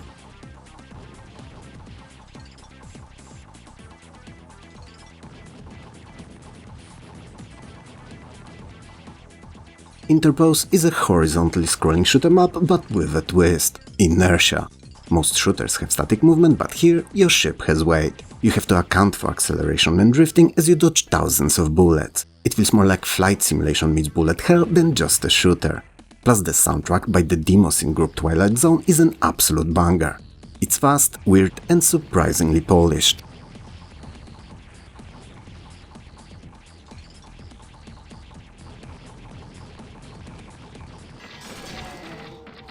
In the world of Khaldun, you are Kohan, an immortal being whose soul is stored in a magical amulet. After a massive disaster wipe out your people, you are awakened to find the world has moved on and a dark faction called Saya is trying to finish the job. You have to rebuild your empire, rediscover your lost technology and figure out why your fellow immortals turned to the shadow. It's a deep high fantasy story clearly inspired by Persian mythology, so a setting we're not really used to in our video games.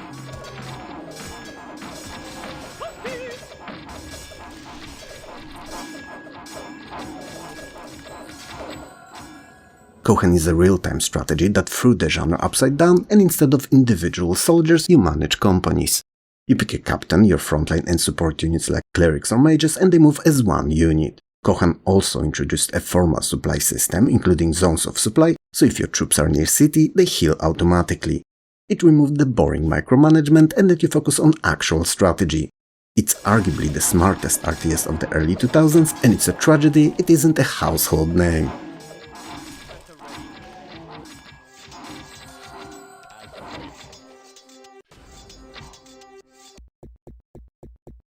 Diggers is, well, where to start? I'd say it's a space capitalism at its finest. On the planet Zark, unique alien races are competing to strip down the planets of its precious gems. You lead a 5-man team of diggers, from races like the Lazy Habish or the regenerating F-Tarks, among others. Each race has its own strengths and weaknesses, and they shape how you approach the underground treasure hunt. Your goal is to hit the profit quota in 34 different regions before your rivals do. It's a race against time, the environment, and the sheer greed of other mining companies. It sounds weird, I know, it kinda is, but it's also really, really fun.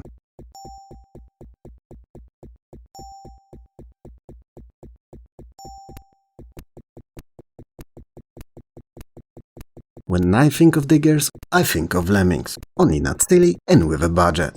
You don't just dig, you have to manage your team's stamina and oxygen while spending your hard-earned gems on high-tech equipment like teleporters and specialized drills. The fun comes from the competition. You'll often find yourself digging into an enemy's tunnel, stealing their loot and racing back to the surface while they try to sabotage you. It's chaotic, funny and surprisingly deep for a 1994 DOS title.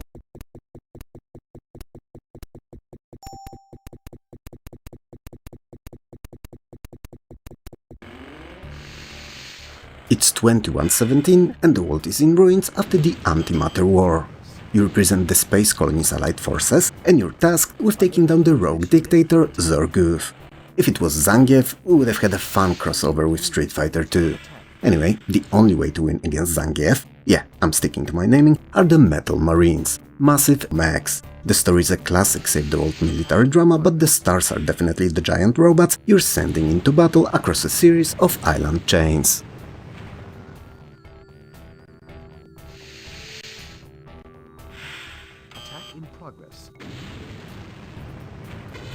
Metal Marines is a desktop RTS originally designed for Windows 3.1, and it uses a multi-window design for its gameplay.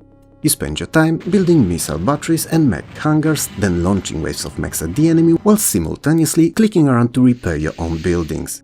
You also have to manage limited resources and decide whether to invest in defenses, counter-missiles or long-range bombardment, which turns every match into a tense balancing act. It's a frantic, real-time tug-of-war that still feels surprisingly satisfying. Apparently you've been practicing. Poor Foster Island is under attack. Not with guns, cannons and raids, but with capitalism. As a huge soulless corporation called the Hula Banger Corporation wants to turn this tropical paradise into a giant banana plantation, and they've sent an army of monkeys in business suits to do the dirty work. Enter Cactus Bruce, a legendary buccaneer who uses a one-ton cloak to defend his home. It's a hilarious colorful battle of nature versus corporate greed, and Bruce is exactly the hero we need. It goes without saying that you, my dear hero viewer, are who controls Bruce.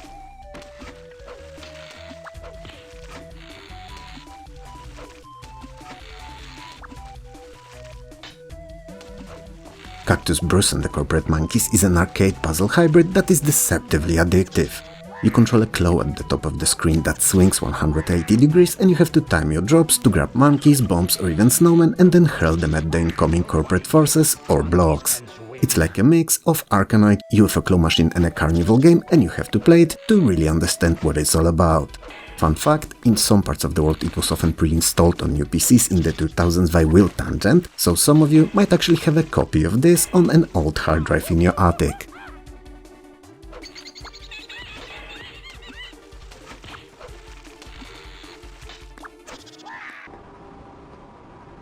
The world has grown up, literally. Cities are now so vertical that the people at the bottom haven't seen the sun in generations. Which may sound like a terrible future, but mark my words, it's just a matter of time till our world will get there. You lead a 4-person squad of the Urban Protection Agency investigating a malfunction at the real meat factory. And yes, the distinction between the real and not real meat is crucial. Not everyone can afford the real thing. This investigation leads you on a journey thousands of feet down into the basement of civilization, where you discover a creepy conspiracy involving a missing engineering team and a series of increasingly dangerous biomutations. It's a dark atmospheric sci-fi mystery you'll love getting involved into.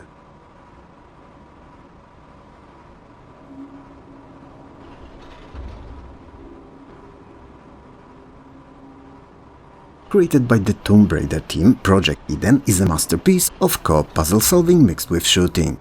You control 4 specialists, a leader, an engineer, a hacker and a heavy cyborg. You have to use their unique gadgets, like remote-controlled rovers and flycams, to solve massive environmental puzzles.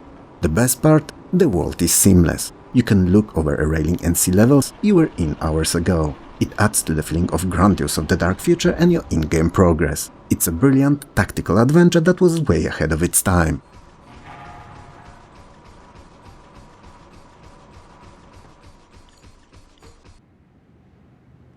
Imagine a rain-soaked dystopian New York City in the year 2044. You are Peter Wright, an advertising executive working on a government freedom of speech campaign who just wants a quiet life. You know, nothing special, what most of us want to. His world is turned upside down, however, when one night he witnesses his neighbor Graham Oswald being violently snatched by a SWAT team. This isn't just a kidnapping, it's the tip of a massive iceberg. Peter's investigation pulls him into a global conspiracy involving authoritarian government surveillance, censorship and political manipulation. The cherry on top of it all is the so-called communication hub, a state-controlled network infrastructure used to monitor and restrict information flow. The Moment of Silence is a chillingly prophetic techno-thriller that leans heavily into Orwellian themes of state control and digital oppression, yet still feels eerily relevant in the age of mass surveillance.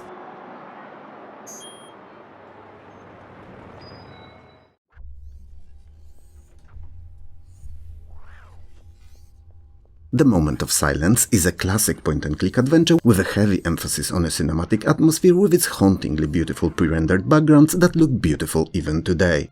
Mechanically, it's all about the paranoia taking over the world. You have to navigate complex dialogue trees where every word feels like it's being recorded and you have to pick them well for each situation. It's a slow burn experience that focuses on investigative conversations, grounded sci-fi logic puzzles, and strong narrative. If you love a game that makes you question your mobile and all the smart devices in your home, this is definitely a must-play.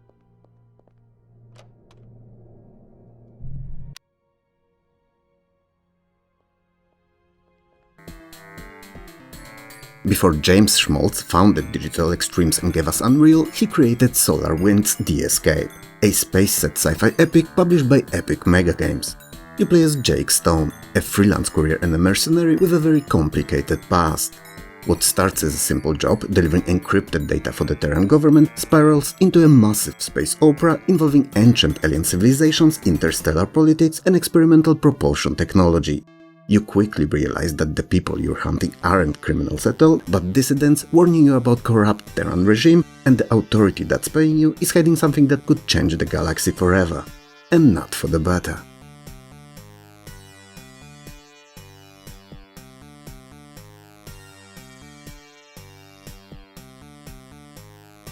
How does one explain SolarWinds? Well, think of it as Asteroids if it were an RPG with free roaming movement and open space. You pilot your ship from a top-down perspective, managing energy across shields, weapons and engines. The combat is snappy, but the real fun is the exploration and the radio communication, because you actually have to tune frequencies to talk to aliens. The game blends arcade-style movement with light RPG progression and plays like an epic story-driven space adventure shooter with resource management. Just a heads up and a hint from me for new players, SolarWinds features a potential softlock near the end. If you fail to retrieve the hyperdrive from the research facility on the planet Stone, you cannot leave the system for the final mission, so keep those save slots ready.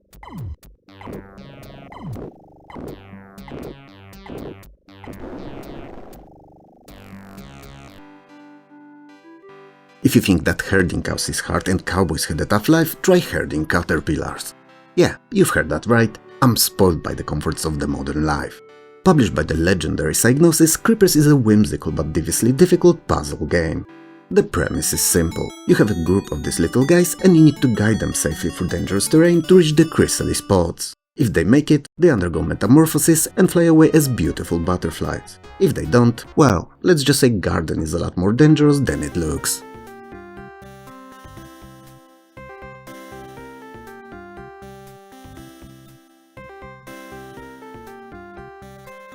Creepers is essentially Lemmings mixed with The Incredible Machine, but with a signature Psygnosis flair. You use environmental tools and assign roles to specific caterpillars to bypass spikes, fire and predators. It features over 60 levels that range from relaxing garden stroll to brain-melting nightmare. What makes it fun today is the pure trial and error satisfaction and that surprisingly rich MIDI soundtrack that was way better than it had any right to be for a game about bugs.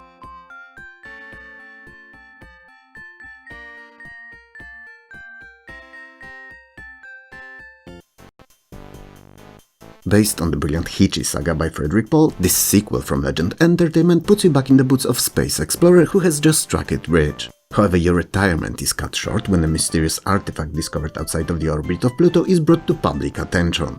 Your mission quickly escalates from simple investigation to preventing the alien assassin's survival and uncovering deeper Hitchy mysteries, including alien technology and the resurrection of a long-dead Hitchy elder. It's high-concept sci-fi at its absolute peak, full of interstellar intrigue and that unmistakable Frederick Paul weirdness.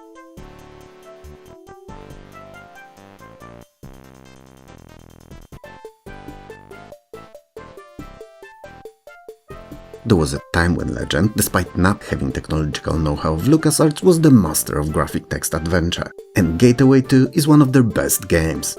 You have a beautiful still image of your surroundings, and you can either use a point-and-click verb list or type in your commands. It's a hybrid style that feels incredibly rewarding because it forces you to actually think about the environment. And yes, that was for your benefit, guys, because I hate parsers and static adventures with a passion of shipless space pirate. The game came with a physical hint book because the developers knew they were pushing your brain to the limit.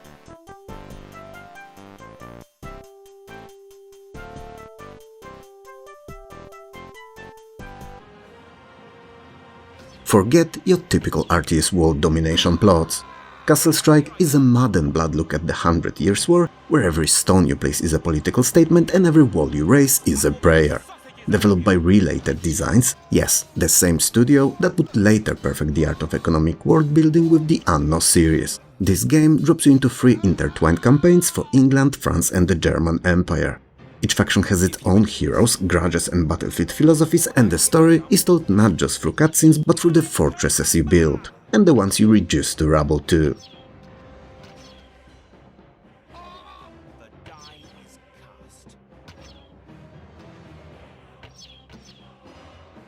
While Age of Empires rewards the early rush, Castle Strike is all about the siege. It features a semi-freeform but rule-bound castle building system where you design everything, from curtain walls to defensive towers, within the constraints of predefined plots and structural rules.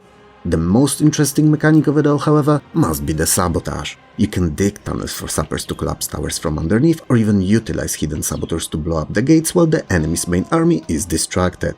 It's a constant duel of wits, where every stone, every trench and every hidden tunnel can turn the tide. A game of cat and mouse played with trebuchets, boiling oil and the occasional traitor in the shadows. The path is the goal.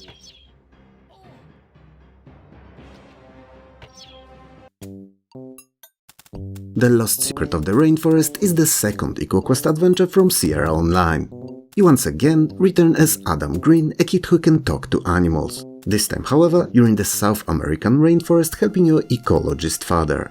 You discover a mysterious illness affecting the local indigenous community and the rainforest as wildlife, leading you on a quest to find the legendary heart of the forest.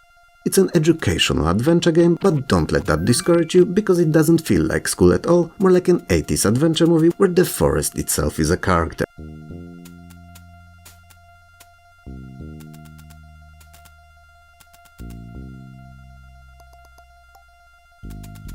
Lost Secret is Sierra at its most polished. As Adam, you use a gadget called Ecorder to scan plants and animals, collecting data to solve puzzles, which is a fun mechanic. The game is a classic point-and-click, but it has a surprisingly dark edge for a kid's game.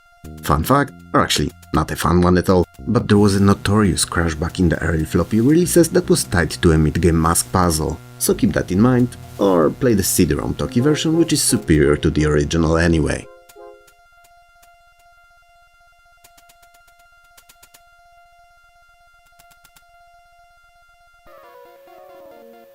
Designed by legendary Mike Singleton, Ashes of Empire is a massive political simulation that was decades ahead of its time. It is set in the collapsing Central Soviet Republic, which was a thinly veiled version of the Soviet Union. You play as a UN-sanctioned peacekeeper tasked with stabilizing 5 breakaway regions that are on the verge of a civil war. You have to balance ethnic tensions, military uprising and economic collapse, all while trying to keep external superpowers and local militias from plunging the region in total chaos.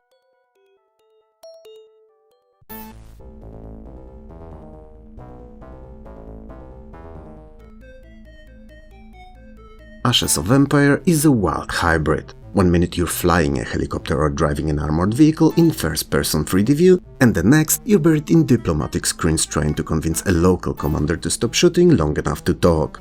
You interact with hundreds of characters to build a fragile coalition, and there's not enough space or time in this entire video to give it justice, let alone this short segment. So if anything I said sounds like something you'd like to try out, do it, it's absolutely worth it. It's a complex ground strategy game, played from ground level, and there's still nothing quite like it today.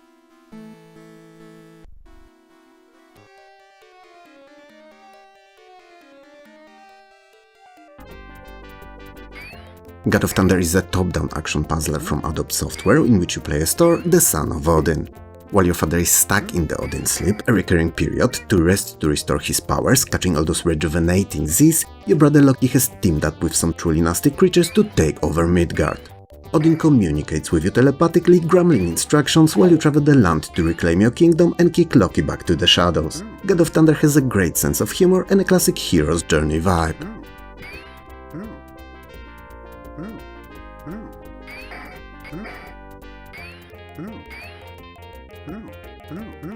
The fun here is all in the hammer. You know, hammer time. I mean, hammer fun. So you throw Mjolnir at the enemies and switches, but the trick is that you can move toward the hammer is in flight to change its return path, which will come in handy both in combat and puzzling. God of Thunder is also famous for its tongue-in-cheek morality mechanic. If you get frustrated and start killing innocent villagers or ravens, Odin's voice will boom, "Stop that," across the entire screen. If you keep doing it though, a bolt of lightning will instantly kill Thor for a game over. Talk about some strict parenting.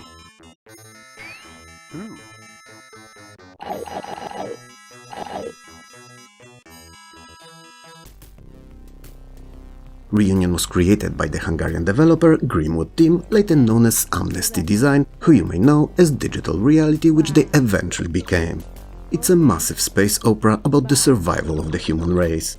After a coup on Earth, a small group of scientists fled to the stars. Centuries later, they've built a colony on the planet Reunion called New Earth, and now it's time to go home. You lead the mission to explore the galaxy, find allies, and eventually launch the Explorer 1 to liberate Earth from the 400-year-old tyranny.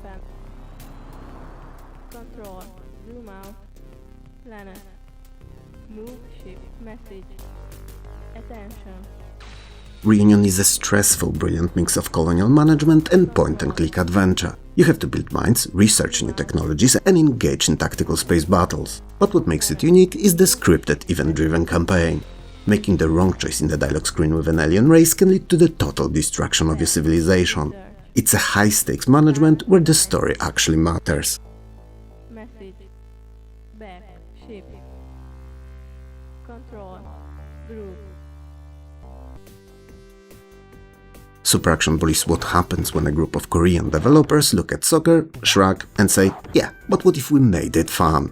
No lore, no cutscenes, no overly dramatic commentary about destiny, this game just drops you in a tiny enclosed arena with a handful of little players who look like they've had too much sugar, and a ball that behaves like it escaped from a pinball machine. Your mission? Score goals, cause mayhem, and pretend you have any control over the chaos unfolding on screen. It's the kind of a game that doesn't ask for your attention. It steals it, especially if you're with a friend, because then one match turns into five turn into okay, last one, and suddenly you're arguing whether kicking an opponent who doesn't have a ball is morally wrong or simply playing by the Super Action Ball rules.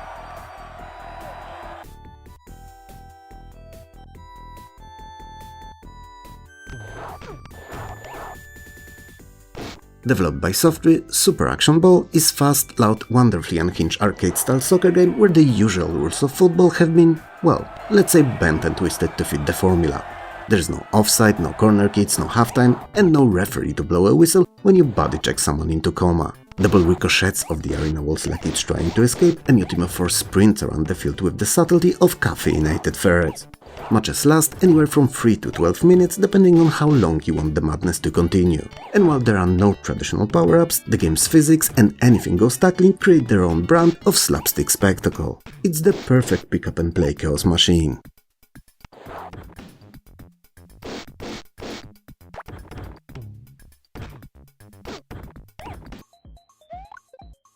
Mario Forever by Buzio Games of Tendo is one of the most locally famous fun games in history. I say locally because it was made by a Polish team and mostly known in Poland, which was probably the reason why it managed to avoid the attention of the Big N, which would no doubt seek a way to shut it down.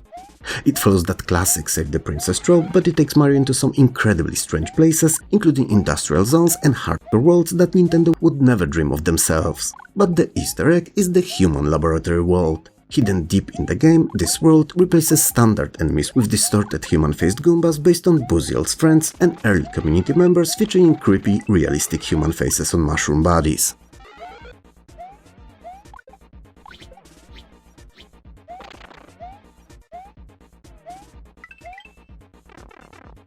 Mario Forever isn't just a cheap clone, it's actually a low-key masterclass in 2D platforming.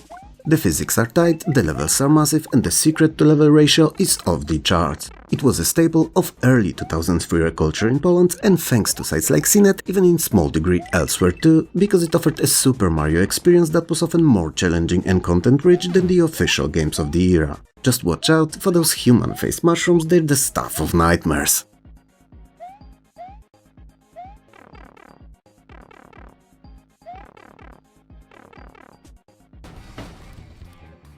Long before Super Meat Boy, Edmund Macmillan gave us the squishiest hero in gaming, Gish. He's a 12-pound ball of tar who just wants to hang out with his girlfriend Bree. But when she's dragged into the sewers of the city of Dross by a mysterious creature, Gish has to descend into the darkness to save her. It's a dark underground adventure filled with monsters, traps, and a lot of tar-based romance. Well, I may be exaggerating a little that romance part, but the fun is all legit and genuinely unique.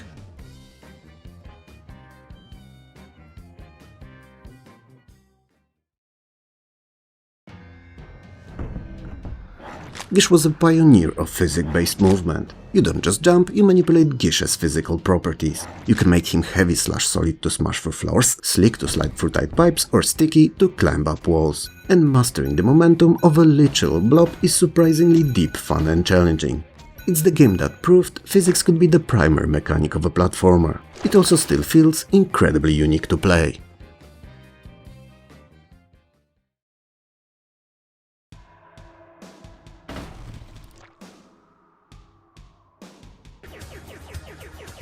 We are kicking things off back in 1994, a time when developers were absolutely obsessed with the new storage power of CD-ROMs.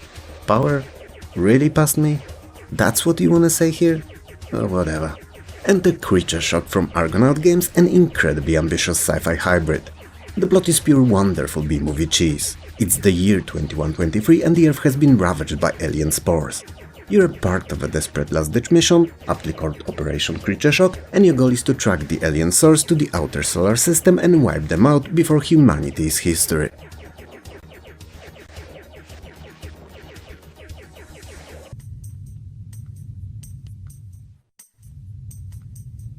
What makes Creature Shock fascinating is how it tries to be two completely different games at once. The first half is an on-rails arcade-style space shooter where you blast through waves of enemy ships pew-pew-pewing to your heart's desire. But when you land on alien terrain or board their ships, it abruptly shifts into pre-rendered first-person dungeon crawler, think Myst, but with terrifying Geiger-esque monsters jumping out at you in real time. The controls can be clunky, and when I say can, I mean are, and the acting is very mid-90s FMV, but the sheer ambition and the genuinely unsettling atmosphere make it a unique time capsule worth opening.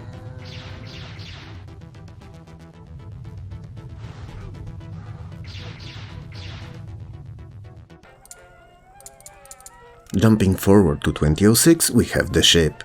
This game was doing social deduction way before Among Us made it cool. It's a first-person multiplayer murder mystery set on a gorgeous 1920s Art Deco cruise liner. The premise is deliciously evil. A mysterious figure named Mr. X offers free tickets to a bunch of people. So you know, since it's silly to refuse such a good offer, they accept. But when something's too good to be true, it usually is just that, too good to be true. So, once aboard, Mr. X reveals the catch. To survive, you are assigned another passenger as your target who you must kill. The twist? Someone else on the ship has you as their target.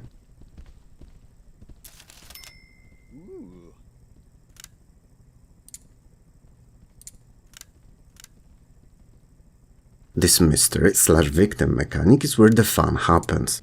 You have to locate your victim, find the weapon, anything from a fire axe to a frying pan, and take them out without any guards or security cameras witnessing the deed.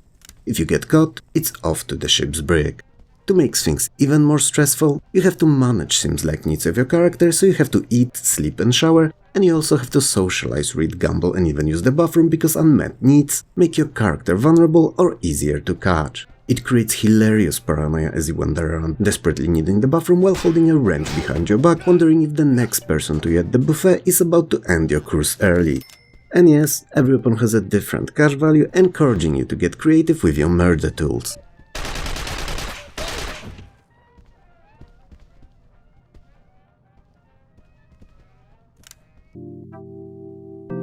Let's head back to 1994 for a very obscure Spanish point-and-click adventure, Igor Objective y Cocaña.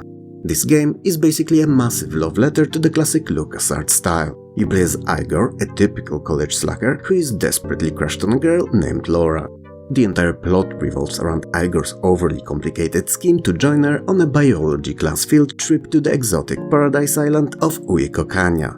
He's not on the list, so he has to lie, cheat, steal and puzzle his way onto that plane.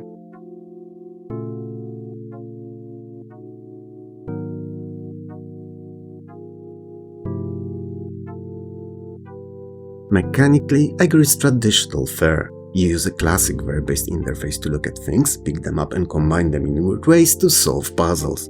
It features charming, hand-drawn cartoon graphics and a bouncy soundtrack that add a lot of personality to the adventure. The original DOS release was entirely in Spanish, while the later English version swapped the voice acting for subtitles instead of a full dub. While some of the puzzles rely on that classic, slightly too difficult 90s adventure logic, the genuinely goofy humor and low-stakes plot make it a really pleasant, breezy romp for fans of the genre who think they've already played everything.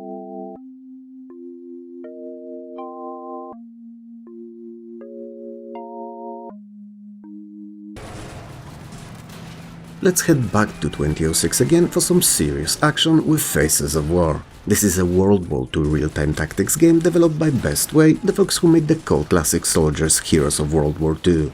Instead of building massive bases, this game focuses on intense, squad-level engagements across the European theater. You take control of Allied, Soviet or German squads in various historical battles from the Normandy landings to the Battle of Berlin.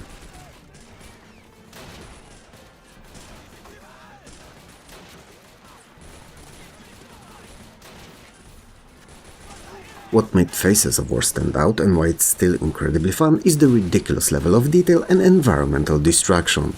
Almost everything on the map can be destroyed. You aren't just clicking on units and watching them auto-fire, you can take direct control of any single soldier or a tank, aiming their weapon manually with the mouse. You can shoot out truck tires, blow holes in buildings to create new flanking routes, or steal enemy equipment. The physics-driven destruction and ballistic system came from Bestway's gem engine, which was significantly expanded from Soldiers and later used in Men of War. It's chaotic, difficult and incredibly rewarding tactical sandbox game unlike anything at the time.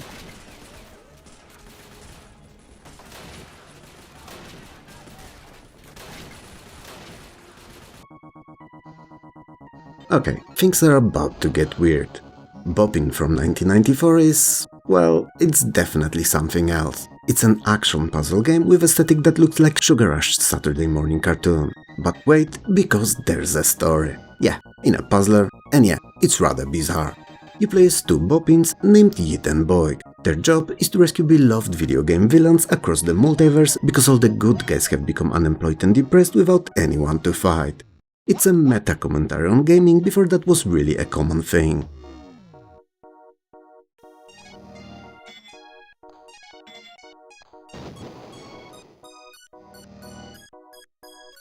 The gameplay is unique and surprisingly addictive.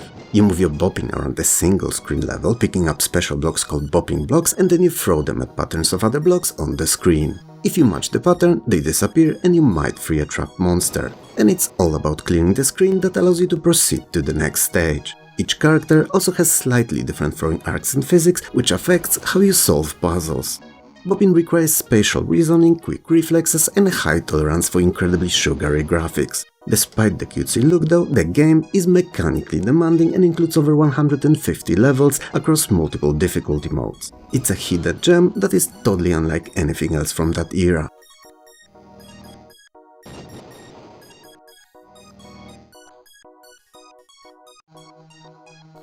What?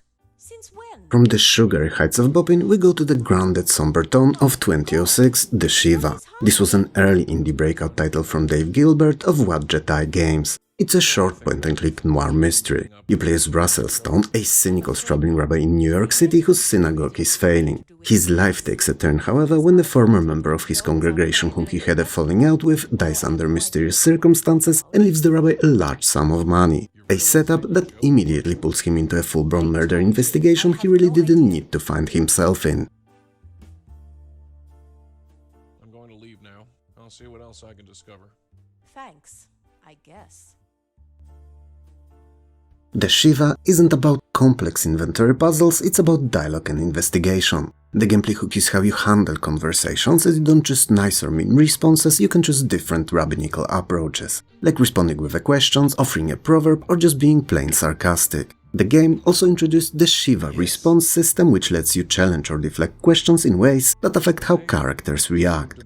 It's a short experience, perhaps, maybe an hour or two long, but the mature storytelling, distinctive lo-fi pixel art, excellent voice acting and unique cultural perspective make it a powerful narrative experience. Tell me something about Ethan Goldberg. I know he used to work here. Ethan? Oh, what a tragedy. That man did...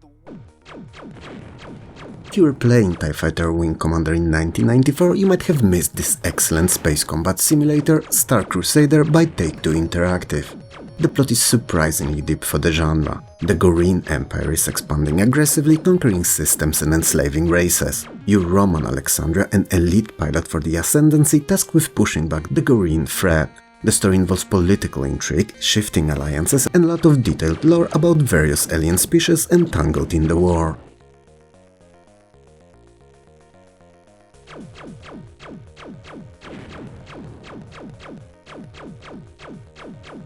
Star Crusader featured cutting-edge 3D gourd-shaded polygonal graphics for the time, making the ships look sleek and solid. It doesn't wow anymore perhaps, but it's still clean, sleek and pleasant to look at.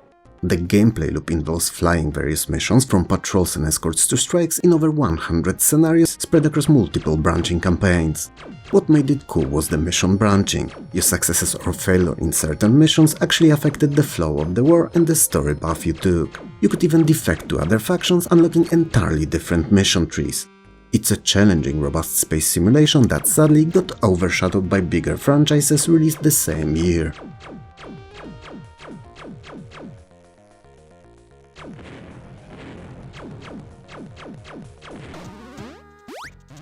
Here's a fantastic VR title from 2006 that feels like a lost NES classic, Lyle in Cube Sector.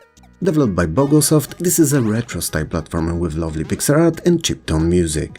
The plot is simple and charming. You are Lyle, and a mysterious villain has stolen your beloved cat Kid Dams. And as a fellow cat owner, I can tell you that something like that won't fly, and that some kind of rescue mission/revenge plot is necessary. So you have to venture into the dangerous Cube Sector to get your feline friend back.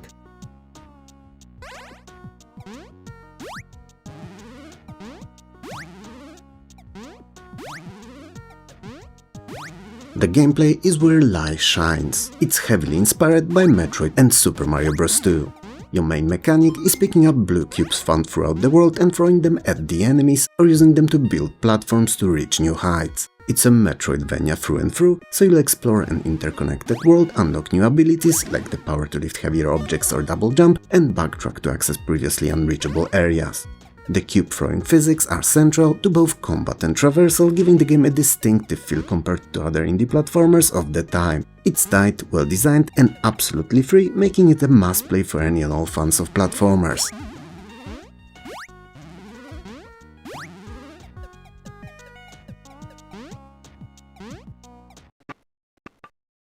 Sometimes you just want something pure and simple. A nice meal, a hot beverage, or a snack that's not too heavy but still very satisfying.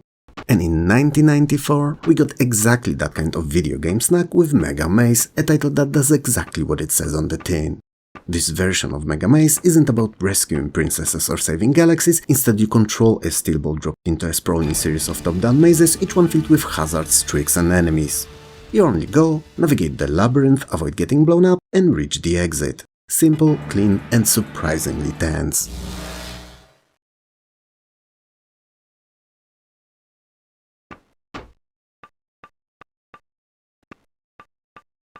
What makes Mega Maze Mega is its clever twist on the classic wooden tiled maze toys. Instead of tilting a board, you directly control your ball through 75 levels, each containing 1 to 3 interconnected mazes.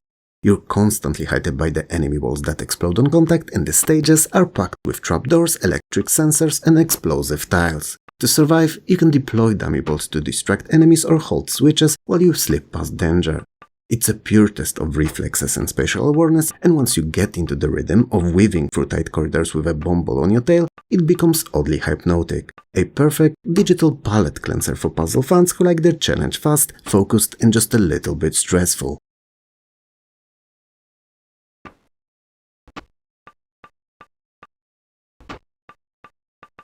Sharpest thing about you. Finally, we wrap up in 2006 again with Telltale Games, back when they were still experimenting with episodic adventures long before The Walking Dead turned them into a household name. Bone, the Great Cow Race is the second episode adapting Jeff Smith's legendary comic series. The story picks up right after the first game in a peaceful valley around Barrel Haven. The three Bone cousins are up to their usual tricks. Funny Bone is running a scam trying to rig the annual cow race, Smiley is helping him, and the heroic Phone Bone is just trying to impress the lovely Thorn while dodging giant rat creatures.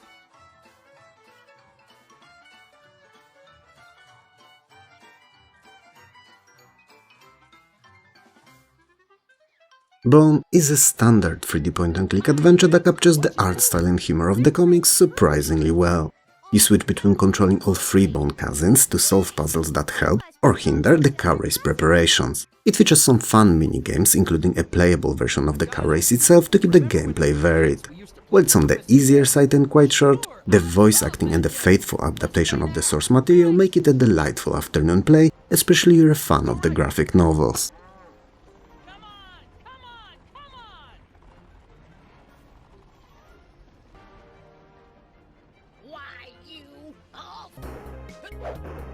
Let's kick things off in 1992 with some side-scrolling fantasy action of Risky Woods. Risky Woods, Scary Forest, Dark Jungle, Potato Tomato. This one comes up to us from Spain and it's got that classic save the world setup. An evil wizard named Draxos has gone and turned all the ancient wise monks into lawn ornaments, I mean, like literally just stone statues. This unleashed demons and undead across the land, which in turn made it a rather shitty place to live. You are Rohan, or not, I don't know your name, but in the game you are, and you are a young warrior armed with infinite supply of throwing knives. Cool quote-unquote power to have. And it's your job to break the titular Risky Woods, free the monks and defeat Draxos.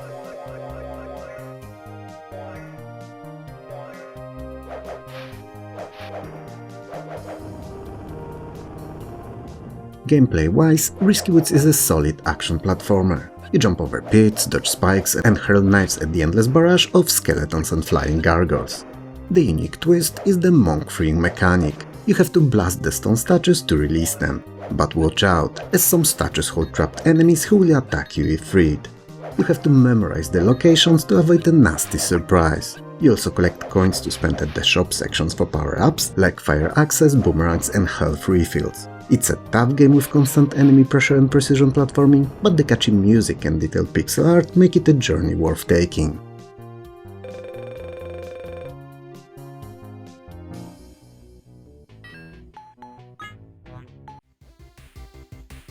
Now this one is another thing actually, and it's definitely not for everyone. But if you have a daughter or a girlfriend/wife that would like to come back to some of the games of her youth, it's kinda perfect. Mackenzie & Company is a mid-90s title that is practically a time capsule of teenage culture of the era. It's a full-motion adventure/dating sim hybrid designed specifically for girls, a rarity at the time. The plot is pure 90s high school drama cheese. You play as either Kim the cheerleader or Carly the actress, juniors at Madison High. Your ultimate goal? You guessed it right, to snag a hot date for the upcoming prom. You start with a sleepover, flipping through a yearbook to pick your crush from a lineup of denim-clad dudes, and then the whole game feels like it's about navigating social minefields, hanging out at the mall, putting on virtual makeup and making choices in video clips to woo your target.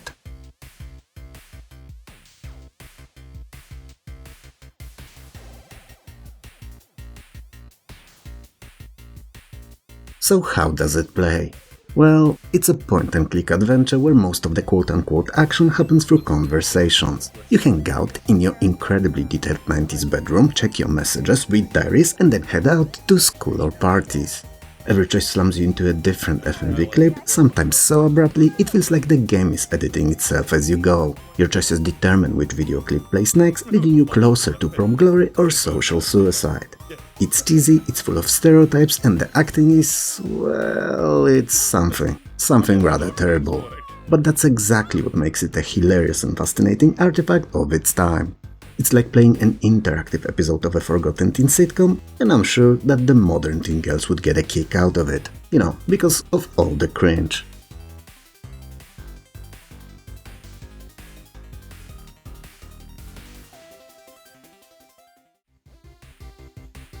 Let's jump forward to 2006 and blast off into space with Star Wolves 2. This is a 3D space RPG with heavy strategy and tactical elements, acting as a direct sequel to the original Star Wolves. The year is 2026, the setting is the universe and you're the cool dude. I think. I've not met you. The galaxy is relatively peaceful, but the Empire is still skirmishing with aliens. You play as the leader of the same group from the first game, a legendary team of freelance space mercenaries. The story kicks off with a mystery involving an emperor who has vanished, political conspiracies and a strange connection to one of your own pilots, Astra. It's a universe full of pirates, rogue AIs and corporate intrigue.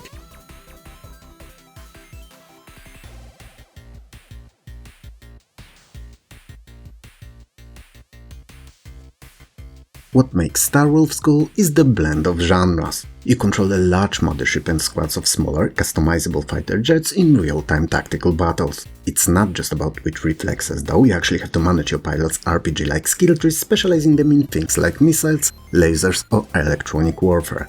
The game also introduces a semi-open world structure, letting you freely travel between star systems much earlier than in the first game. You can take on freelance job, hunt pirates or follow the main plot. Be warned though, it's known for being significantly buggier than the first game, poorly balanced and having some brutally punishing difficulty spikes, especially one infamous early mission against aliens. Many players also note that the campaign feels shorter and less polished due to the game being rushed to release. But when a massive space battle clicks, it feels pretty epic.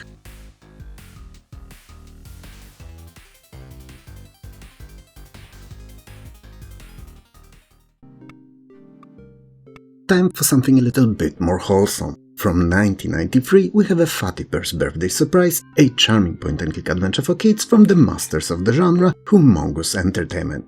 You play as the titular Fatty Bear, a lovable plush toy who comes to life while his owner Kayla is asleep. It's the night before her birthday and you, along with other toys like Matilda Rabbit, want to prepare a surprise party. You plan to bake a cake and decorate the house. But a playful puppy bursts out of the present and starts wreaking havoc, scattering the letters of the happy birthday banner and running amok. It's up to Fatty Bear to fix everything before morning. On a side note, what do you think parents think in a situation like that, when the entire party is all planned up and prepared for without their input? It's gotta be real creepy, right?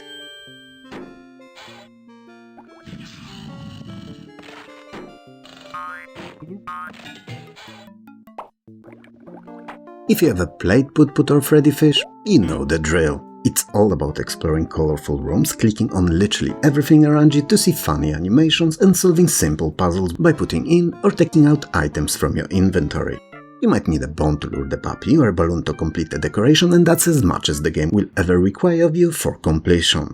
The puzzles are extremely light, since this was aimed at very young children, think preschool to early elementary. There are also fun little minigames scattered around, like bowling or playing piano, and while they're not crucial for progression, they're a nice change of pace. It's incredibly cute, full of heart, and the sheer amount of interactive details in every scene is rather impressive for a kid's game.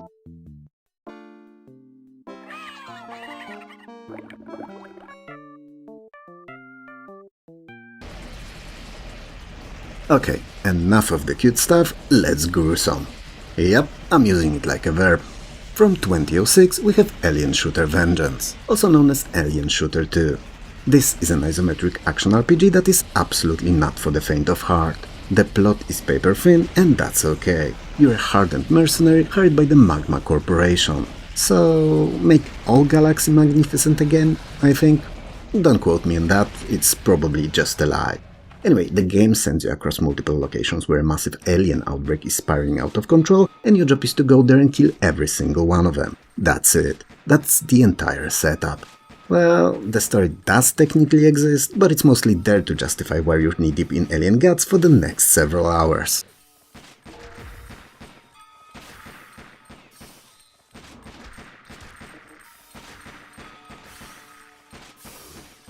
And boy oh boy, does Alien Shooter 2 deliver on the action. The game is a glorious bloody throwback to arcade shooters. We're talking hundreds of enemies on screen at once, coming at you in tidal waves, relentlessly and all aiming to kill you.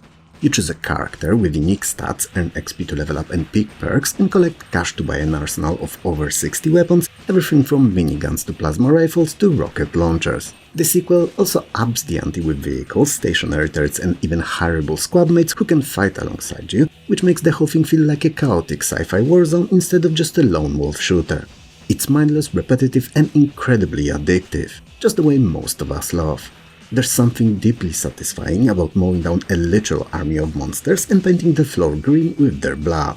It's pure unadulterated carnage, the kind of a game where you boot it up for 10 minutes and suddenly it's 3 AM and you've depopulated an entire planet.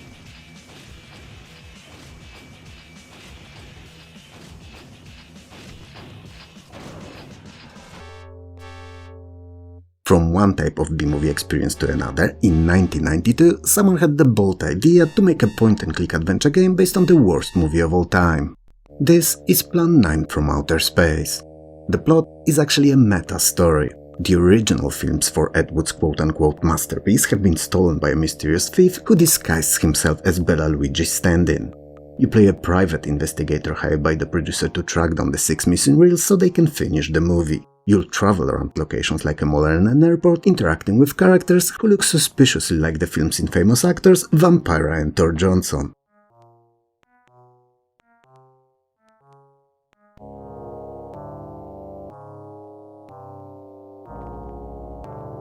Plan 9 plays like a standard adventure game of the era with a list of traditional verbs to click on and an inventory to manage. You solve puzzles and engage in fetch quests, hopping between locations in a taxi. The game tries hard to be tongue-in-cheek, mocking its own source material, and things get downright bizarre near the end with ninjas and aliens showing up. So ironically, what do you expect in this particular case? It's a strange, somewhat clunky anomaly of a game, but its premise is so audacious you have to respect it. It even features digitized photos of actors posing as the film's cast, which gives it a wonderfully awkward early 90s multimedia vibe. Plus, some versions even came with a VHS tape of the movie, which was an added bonus or punishment depending how you take movies so bad they loop back around to being good.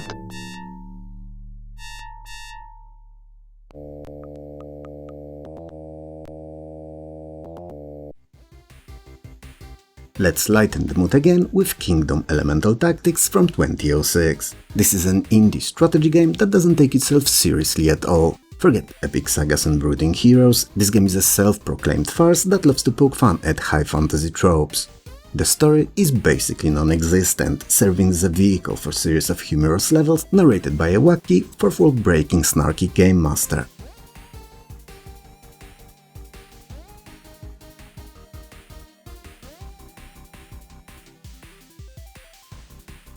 The gameplay of Kingdom is a mix of real-time strategy and tactics. You control squads of classic fantasy units, swordsmen, archers and wizards, and position them to fend off waves of enemies like giant spiders or warg raiders. It's all about using the right unit abilities at the right time and min-maxing your squads. As you progress, you unlock new abilities for your unit classes, adding a light RPG touch. The game is intentionally small-scale, more of a tactical arena battler than a full RTS, with each mission being a self-contained challenge rather than a part of a sprawling campaign. It's designed to be easy to pick up and play, but difficult to master. Kingdom Elemental is easily a game for days if not weeks, assuming that the humor and challenge loop click for you.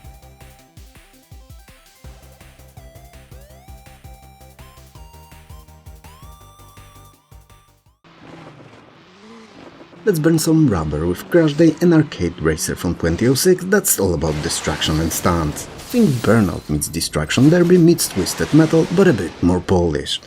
There's no real story in Crash Day, and honestly, who really needs one? It's pretty much clear from the get-go what it's all about. You're a driver in a Crash Day league, competing in various events to gain fame, unlock faster cars and strap bigger guns. It's pure adrenaline-fueled competition and a lot of fun.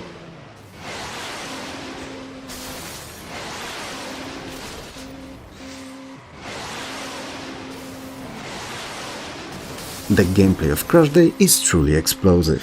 The physics are widely over the top, encouraging you to pull off insane jumps and flips. You have 7 game modes, from standard races to wrecking matches which are just death matches, and also stunt shows where you compete for points. Oh, and did I mention that the cars have machine guns and missile launchers? I did? Good. But they also have permanent nitrous boost, which is always fun. The damage modeling was also super impressive for the time, with cars crumpling and losing parts. The game even shipped with a full track editor and modding tools, which is why the community kept it alive for years.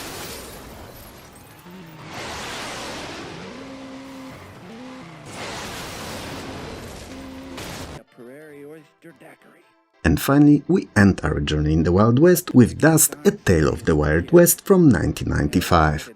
This is a really ambitious first-person adventure game that tried to do it all. You play as a mysterious stranger in 1882, New Mexico.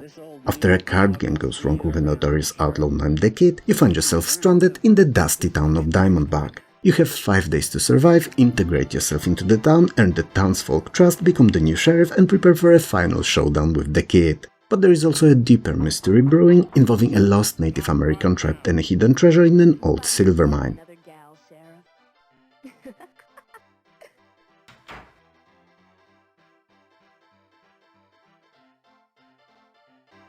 The game is played from a first-person perspective where you explore a pre-rendered 3D environment. The most striking feature is the characters. They're animated photographs of real actors, which gives the game a very unique, one-of-a-kind look. Gameplay is a mix of talking to eccentric townsfolk, solving inventory puzzles, playing minigames like poker, and even engaging in some difficult first-person gunfights. Your choices genuinely matter, affecting relationships, available quests, and which of the multiple endings you get. It's a weird, wonderful, and highly unique Western adventure that deserves a second look, especially since it was one of the earliest attempts at blending FMV actors with a semi-open, choice-driven world.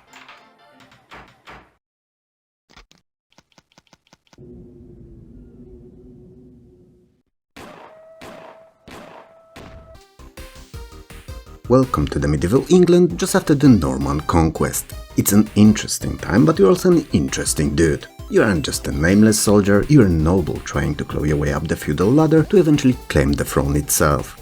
Because ambition is one thing you do not lack. You start as a young knight controlling a small fiefdom, but your ultimate goal remains navigating the cutthroat politics of the 11th century to depose the king. It's a mix of political maneuvering, economic management and high-stakes ambition, and you're going to get addicted to it.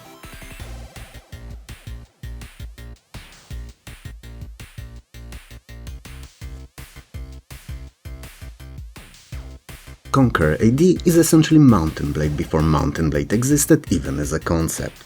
You manage your step in a map view, making sure everything runs smooth and dandy, but when it's time for battle or castle siege, you drop into an isometric perspective and do what needs doing. The tactical layer allows you to command different troop types like archers and pikemen in real time, which is always fun if you're a fan of the mechanic. But what's most impressive about it is the sheer variety of gameplay. One minute you're balancing grain taxes, the next you're tilting in a tournament, and more.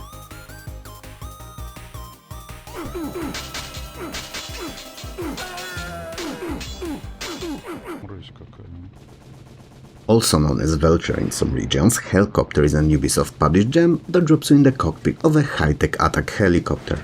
The game casts you as a part of covert international strike unit deployed to hotspots around the globe. Your missions range from counter-terror operations to precision assaults on fortified enemy positions, each one designed to showcase the squadron's experimental hardware. The campaign frames your unit as a last resort response team, stepping in whenever the conventional forces are outmatched or politically unable to act.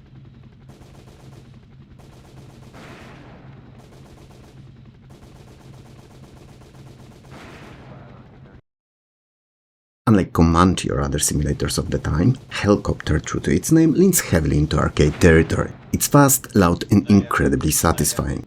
The flight mode allows for aggressive strafing, banking and sharp turns that feel more like a jet fighter than a traditional helicopter, making dogfights in various environments incredibly fluid and fun to pull off.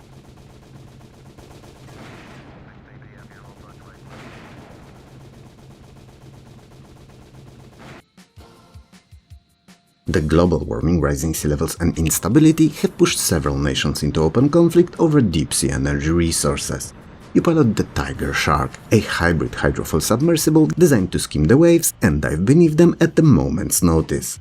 The game's plot centers on escalating clashes in the Pacific, where rogue military faction seizes experimental geothermal facilities and threatens region stability.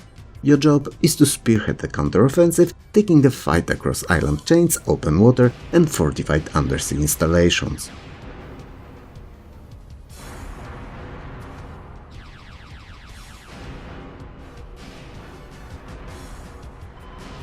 The mechanic of transitioning from surface combat to submarine stealth is rather brilliant in Tiger Shark. Also, what name is cooler than a Tiger Shark? One's alpha species on the surface, the other beneath it.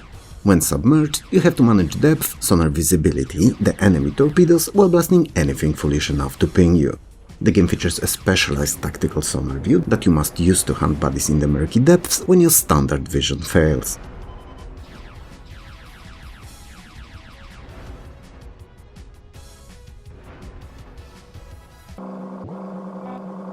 Imagine elite or freelancer, but you're an inch tall and living in a pond. Your home is destroyed by a discarded soup can, and you have to find a new life among the warring factions of tiny underwater people. You find yourself caught in the middle of a bitter resource war between the two micro-societies. Both factions are fighting over the junk humans throw away, and you're the unlucky neutral caught between the raids, trade embargoes and escalating skirmishes.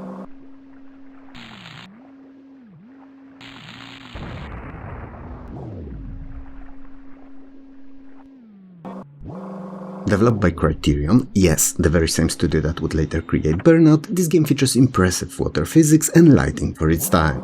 You scavenge the quote-unquote treasures like bottle caps and cigarettes to trade for sap upgrades, and your sap is equipped with a magnetic grappling hook, which you'll use to haul heavy scrap back to stations or retrieve mission items.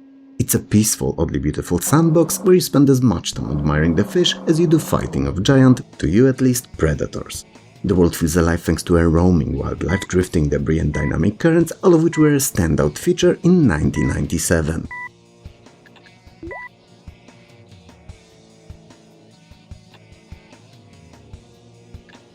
It's alright, I won't. No. In a post-apocalyptic world where a catastrophic event called the Great Cataclysm, super creative name by the way, congrats to the writers on that one, has darkened the skies, humanity survives in towering stallites, cities built to rise above the poisoned gloom. You play as Arkham, a guardian of the Sunseers who gets infected by a mysterious dark substance after witnessing the murder of his high priest. As the corruption spreads, Arkham uncovers a conspiracy involving a splinter sect of Sunseers who have embraced the darkness rather than light, threatening the fragile balance that keeps Starlight alive. And Arkham is the only one stubborn, angry and uninfected enough to care to stop it.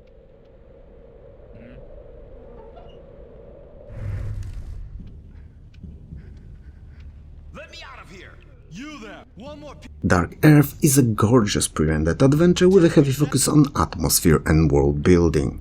The combat is chunky and visceral, and the real hook is watching Arkham's physical and behavioral transformations as the infection progresses. Puzzles revolve around item use, environmental interaction and navigating fixed cinematic camera angles. It's dark, moody and richly textured, with a setting that still stands out thanks to its blend of post-apocalyptic gloom, religious tension and beautifully crafted pre-rendered environments.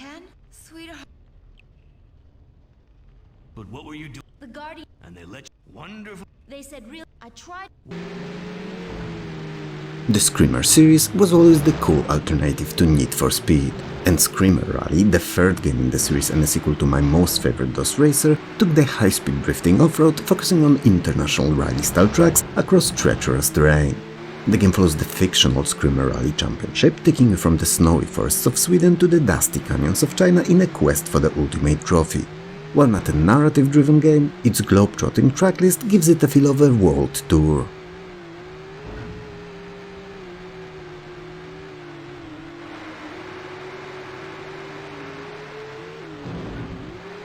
Screamer Rally was hands down one of the best looking games of its time if you had a 3DFX Voodoo card.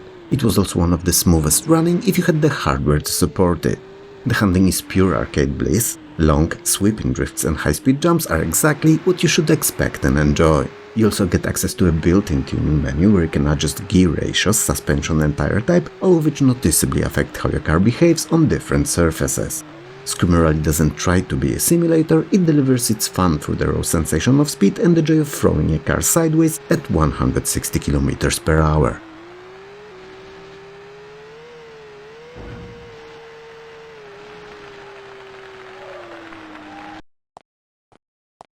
After 2 games stuck in subterranean prison, your people finally return to the surface world, only to find it being ravaged by a mysterious alien plagues. You are the scouts sent to see if the world is even worth reclaiming. As exile through ruined worlds unfolds, you discover that the surface is being systematically destabilized by a renegade faction of the Vantai, who are furious over humanity's past actions and are unleashing monsters and magical disaster in retaliation. And that, folks, is the setup for one of the best and at the same time most overlooked classic RPGs of all time. And you may know it under its later remake name, Avernum 3.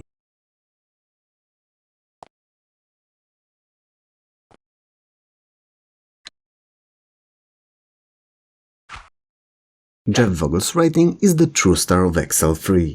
It's a massive open-world RPG where the world changes as the time passes. While there is no real calendar system in XL3, the game does feature a global time system that drives dynamic events. If you take too long to solve major quests, towns can be destroyed, overrun or abandoned, and important NPCs can die or disappear as the crisis worsens. It's a masterclass in choice and consequence, wrapped in a humble shareware package that punches far above its weight.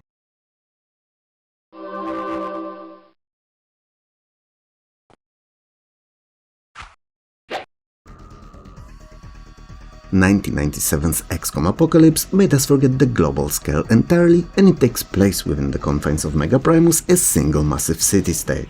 You're managing XCOM, same as in its predecessors, while dealing with corrupt corporations, cults that worship the aliens, and literal dimension-hopping biological threat. The plot thickens as you realize that Micronoid Aggregate is a parasitic hive-mind organism capable of infecting humans, including the city's political and corporate leaders. And you really do have to fight on all fronts at once, all while trying to keep enough factions friendly so they don't cut your funding or start shooting down your transports.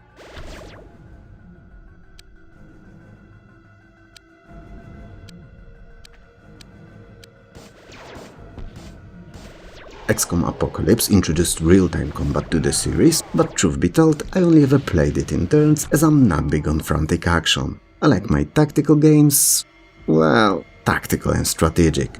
The sheer complexity of the city is staggering. You can damage buildings and infrastructure, and factions will absolutely be your turn hostile if you cause too much collateral damage.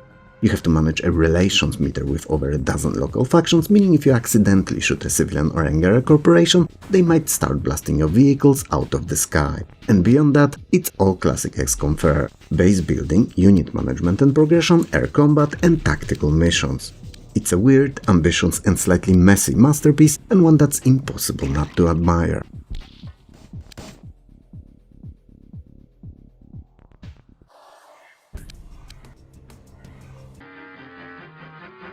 Based on the Griffin and Sabine novels, which, if I'm to be honest with you, I've also never read, Ceremony of Innocence is an epistolary mystery. It's told through postcards and letters between two artists who share a supernatural connection. The story follows the growing romantic and mystical bond as they try to understand the strange forces pulling them together. The game mirrors the book's surreal, symbolic correspondence where the boundaries between imagination, intuition and reality blur. It's a beautiful and one-of-a-kind tale.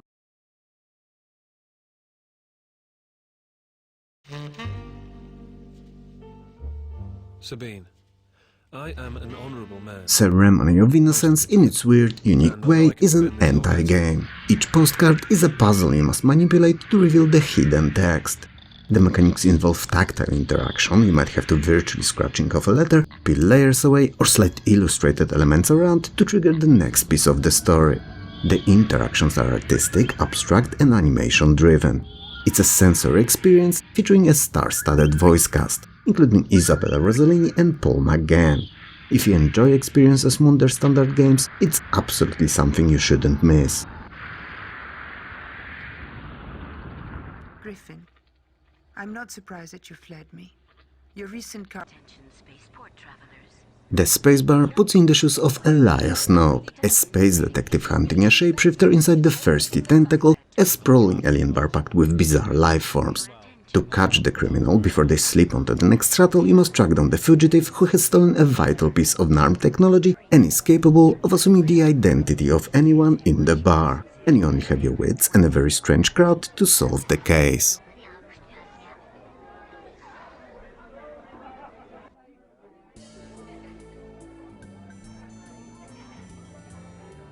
The spacebar is basically 10 short stories in one. Each alien's memory has its own mechanics, tone and visual style, and you use your empathy-telepathy ability to dive into their recollections. Inside these memories, the gameplay shifts dramatically, including sequences based on smell, rhythm, spatial logic, and even cultural rituals unique to each species. The game is hilarious, difficult, and utterly unlike anything else, featuring some of the most otherworldly character designs in adventure game history. It's a treat not only to fans of point-and-click adventures, but for anyone who loves wildly creative mechanics.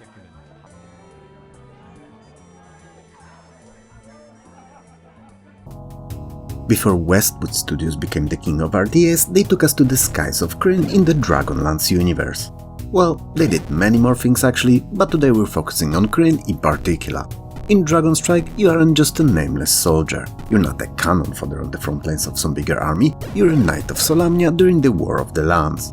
Your mission is to hop on the back of your metallic dragon, bronze or silver, and take the fight to the evil chromatic armies of Takassis. It's a high fantasy epic that traded the gold box strategic RPG grid for Dragon's Eye view of the world.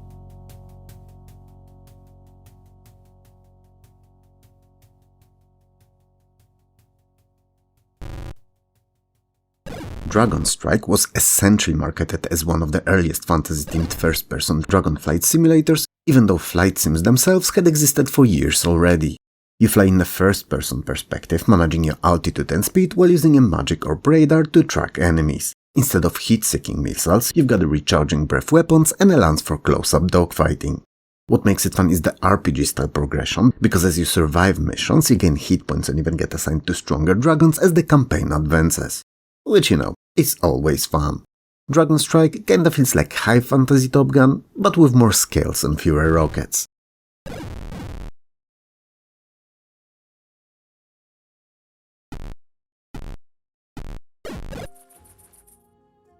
Imagine a world where 19th century never quite ended and dinosaurs never went extinct. Yup, both at the same time. A bit of a nightmare, a bit of a dream. And in Paraworld, 3 scientists find themselves trapped in parallel dimension where warring tribes have domesticated prehistoric beasts. Developed by German Studio Sec with a huge for the time budget going into millions, Paraworld feels like a cool mashup of Jurassic Park and Age of Empires. At your service. Sure thing. The mechanical heart of this RTS is the army controller UI on the left of your screen. Unlike other games where you lose track of units, here every soldier is represented by an icon in a tiered hierarchy. You have limited slots for elite units, so you have to decide which Raptor Rider to promote into higher tier dinosaur unit. Watching Triceratops with ballista or cannon-style weapon on its back smash through a Viking-style fortification is pure unadulterated joy, and you're gonna have a lot of fun tearing through enemy forces. Paraworld was ambitious, gorgeous, and deserved way more love than it ever got.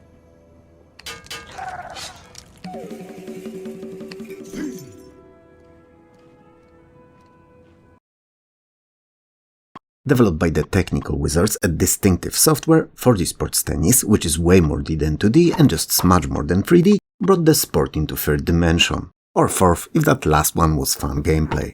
There's no complex plot here obviously, it's a sports game after all, but it offers a surprisingly deep career mode where you take custom player from a nobody to a top-ranked pro over a multi-year tour.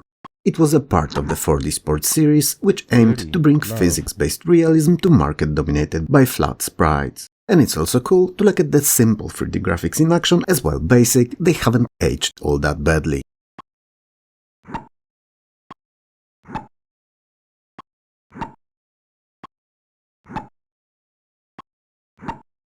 While the aforementioned untextured polygon graphics looks very retro today, the tech was borderline revolutionary at the time. It used rotoscoped animation, giving players surprisingly realistic weight and movement for 1990. The real fun, however, comes from the variety of perspectives, and there's quite a few of these for those of you who like to choose. I mean, you can even play in a dizzying first-person mode where you only see your racket, but I would strongly advise against that, it's not the best. It's all about the timing and surface physics in 4D tennis, grass, clay and hardcourt all feel distinct and you have to adjust your techniques. It's a simulation that prioritizes the feel of the sport over flashy visuals and does so pretty darn well.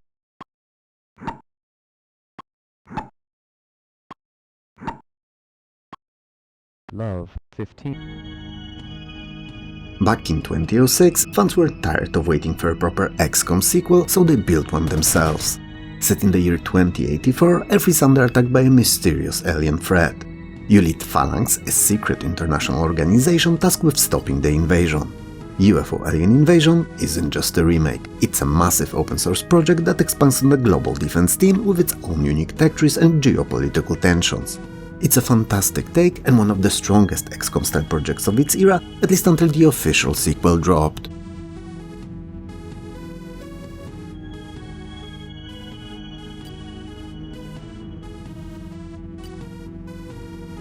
Built on a heavily modified id Tech 2, so Quake 2 engine, the game is split between Geoscape-based management and Battlescape tactical combat.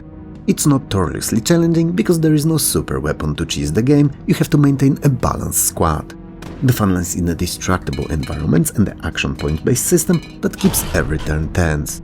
Since Alien Invasion is open source, the community kept it alive for decades, making it one of the most polished, fun-driven tactical strategy projects in existence.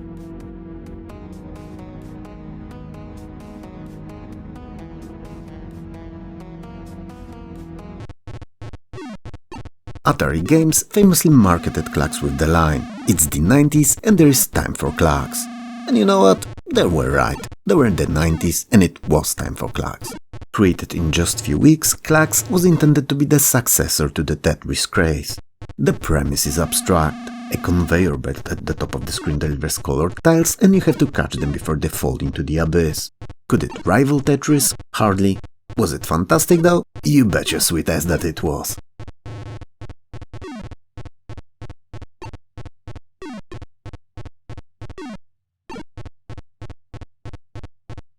You control a paddle at the end of the belt, catching tiles and flipping them into a 5-column bin.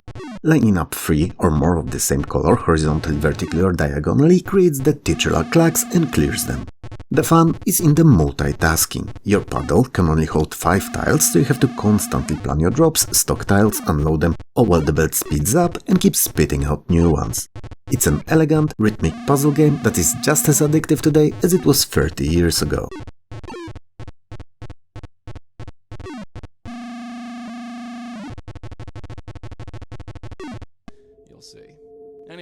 The Blackwell Legacy is where the legendary Wadjet Eye games truly began. You play as Rose Angela Blackwell, a cynical, socially awkward freelance writer in New York City. After her aunt passes away, Rosa discovers she's a spiritual medium and is gifted with smart talking, so a 1930s-era ghost companion named Joey Malone. It's a grounded, mature supernatural mystery that feels more like a noir detective novel than a spooky horror story. It's a great comeback to the traditional point-and-click genre and a lot of fun. Of course. Well, good night, Rosa. Thanks again for helping me out.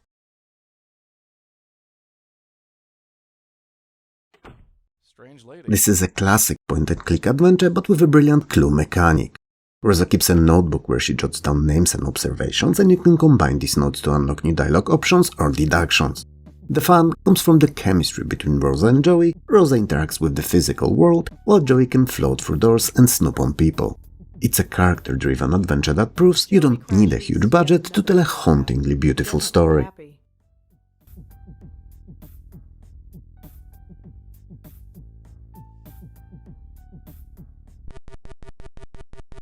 Coming from Ubisoft, but when they were still young, relatively small French developer, Iron Lord is an ambitious everything-at-once medieval epic. You're a rightful heir from the throne, returning from the Crusades only to find your uncle has usurped the crown and turned the land into a dark, evil mess. You know, your typical evil family member overlord story. Your goal is to roam the countryside, win over the populace and raise an army to take back what's yours.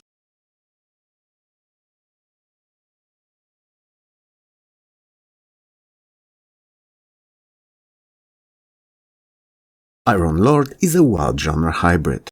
1 minute you're in a top-down adventure game talking to villagers, the next you're in a first-person archery contest or a frantic arm wrestling match at the local tavern. Once you've recruited enough troops, the game transforms into a strategy-style battlefield with turn-based movement on a grid and even ends with a labyrinth dungeon sequence just for good measure. If you enjoy one-of-a-kind experiences, it won't fail you. It's a bit of a jack of all trades, but the sheer variety of gameplay will keep you constantly surprised.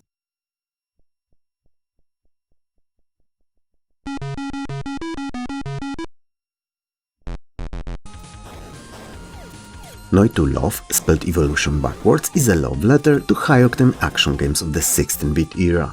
The story is pure arcade chaos. A massive robot army, led by the villainous Professor Darnakos Damnation, is invading, and you're the only peacekeeper fast enough to stop them. Or courageous enough, or silly enough, or mad enough, or all of these at once. It's bright, colorful, and oozes personality from every single chunky pixel.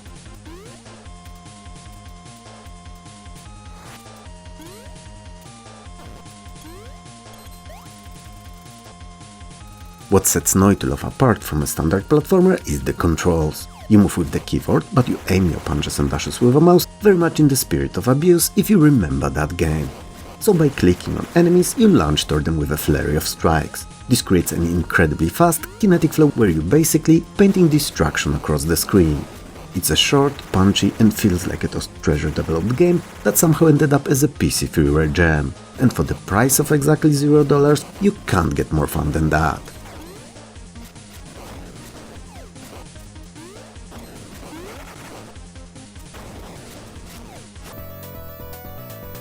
Also known as 4D Sports Driving, yeah, in the same 4D Sports branding as the aforementioned tennis, it's arguably one of the most influential racing games ever made, even if much less known than the likes of Need for Speed or Test Drive.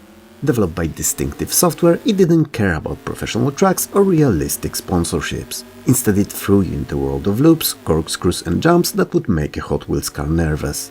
The goal was simple: to get to the finish line without turning your car into a pile of scrap metal, all while beating the track records. And that, my dear viewers, is one of the most fun racing games ever made: stunts.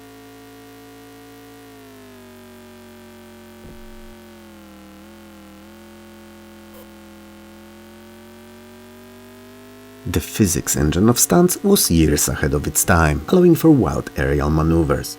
But the real secret sauce was the track editor. It was so easy to use that even a kid could build a devloop in minutes. And they did.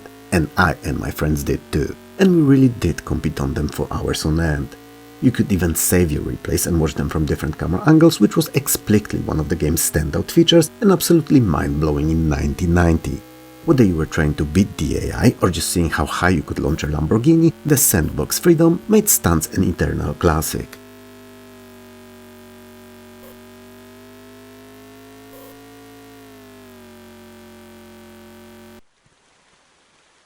Created by the minimalist master Niflas, Need, or however else it's pronounced, is a beautiful, quiet experience about a tiny creature abducted by an alien. When the UFO crashes on a mysterious planet, you are left alone to find the 11 scattered ship parts needed to get home. There are no enemies to fight and no world-ending stakes, just a tiny speck of a hero in a vast, atmospheric and very alien to him world.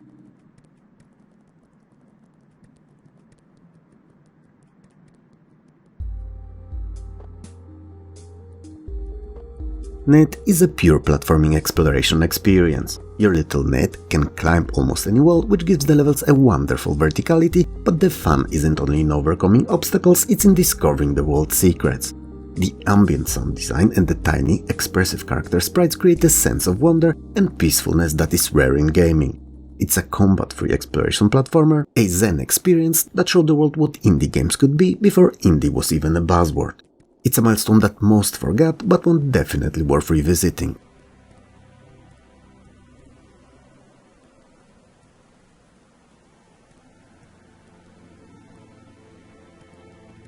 If these overlooked wonders blew your mind, share the video and help give these games the spotlight they always deserved.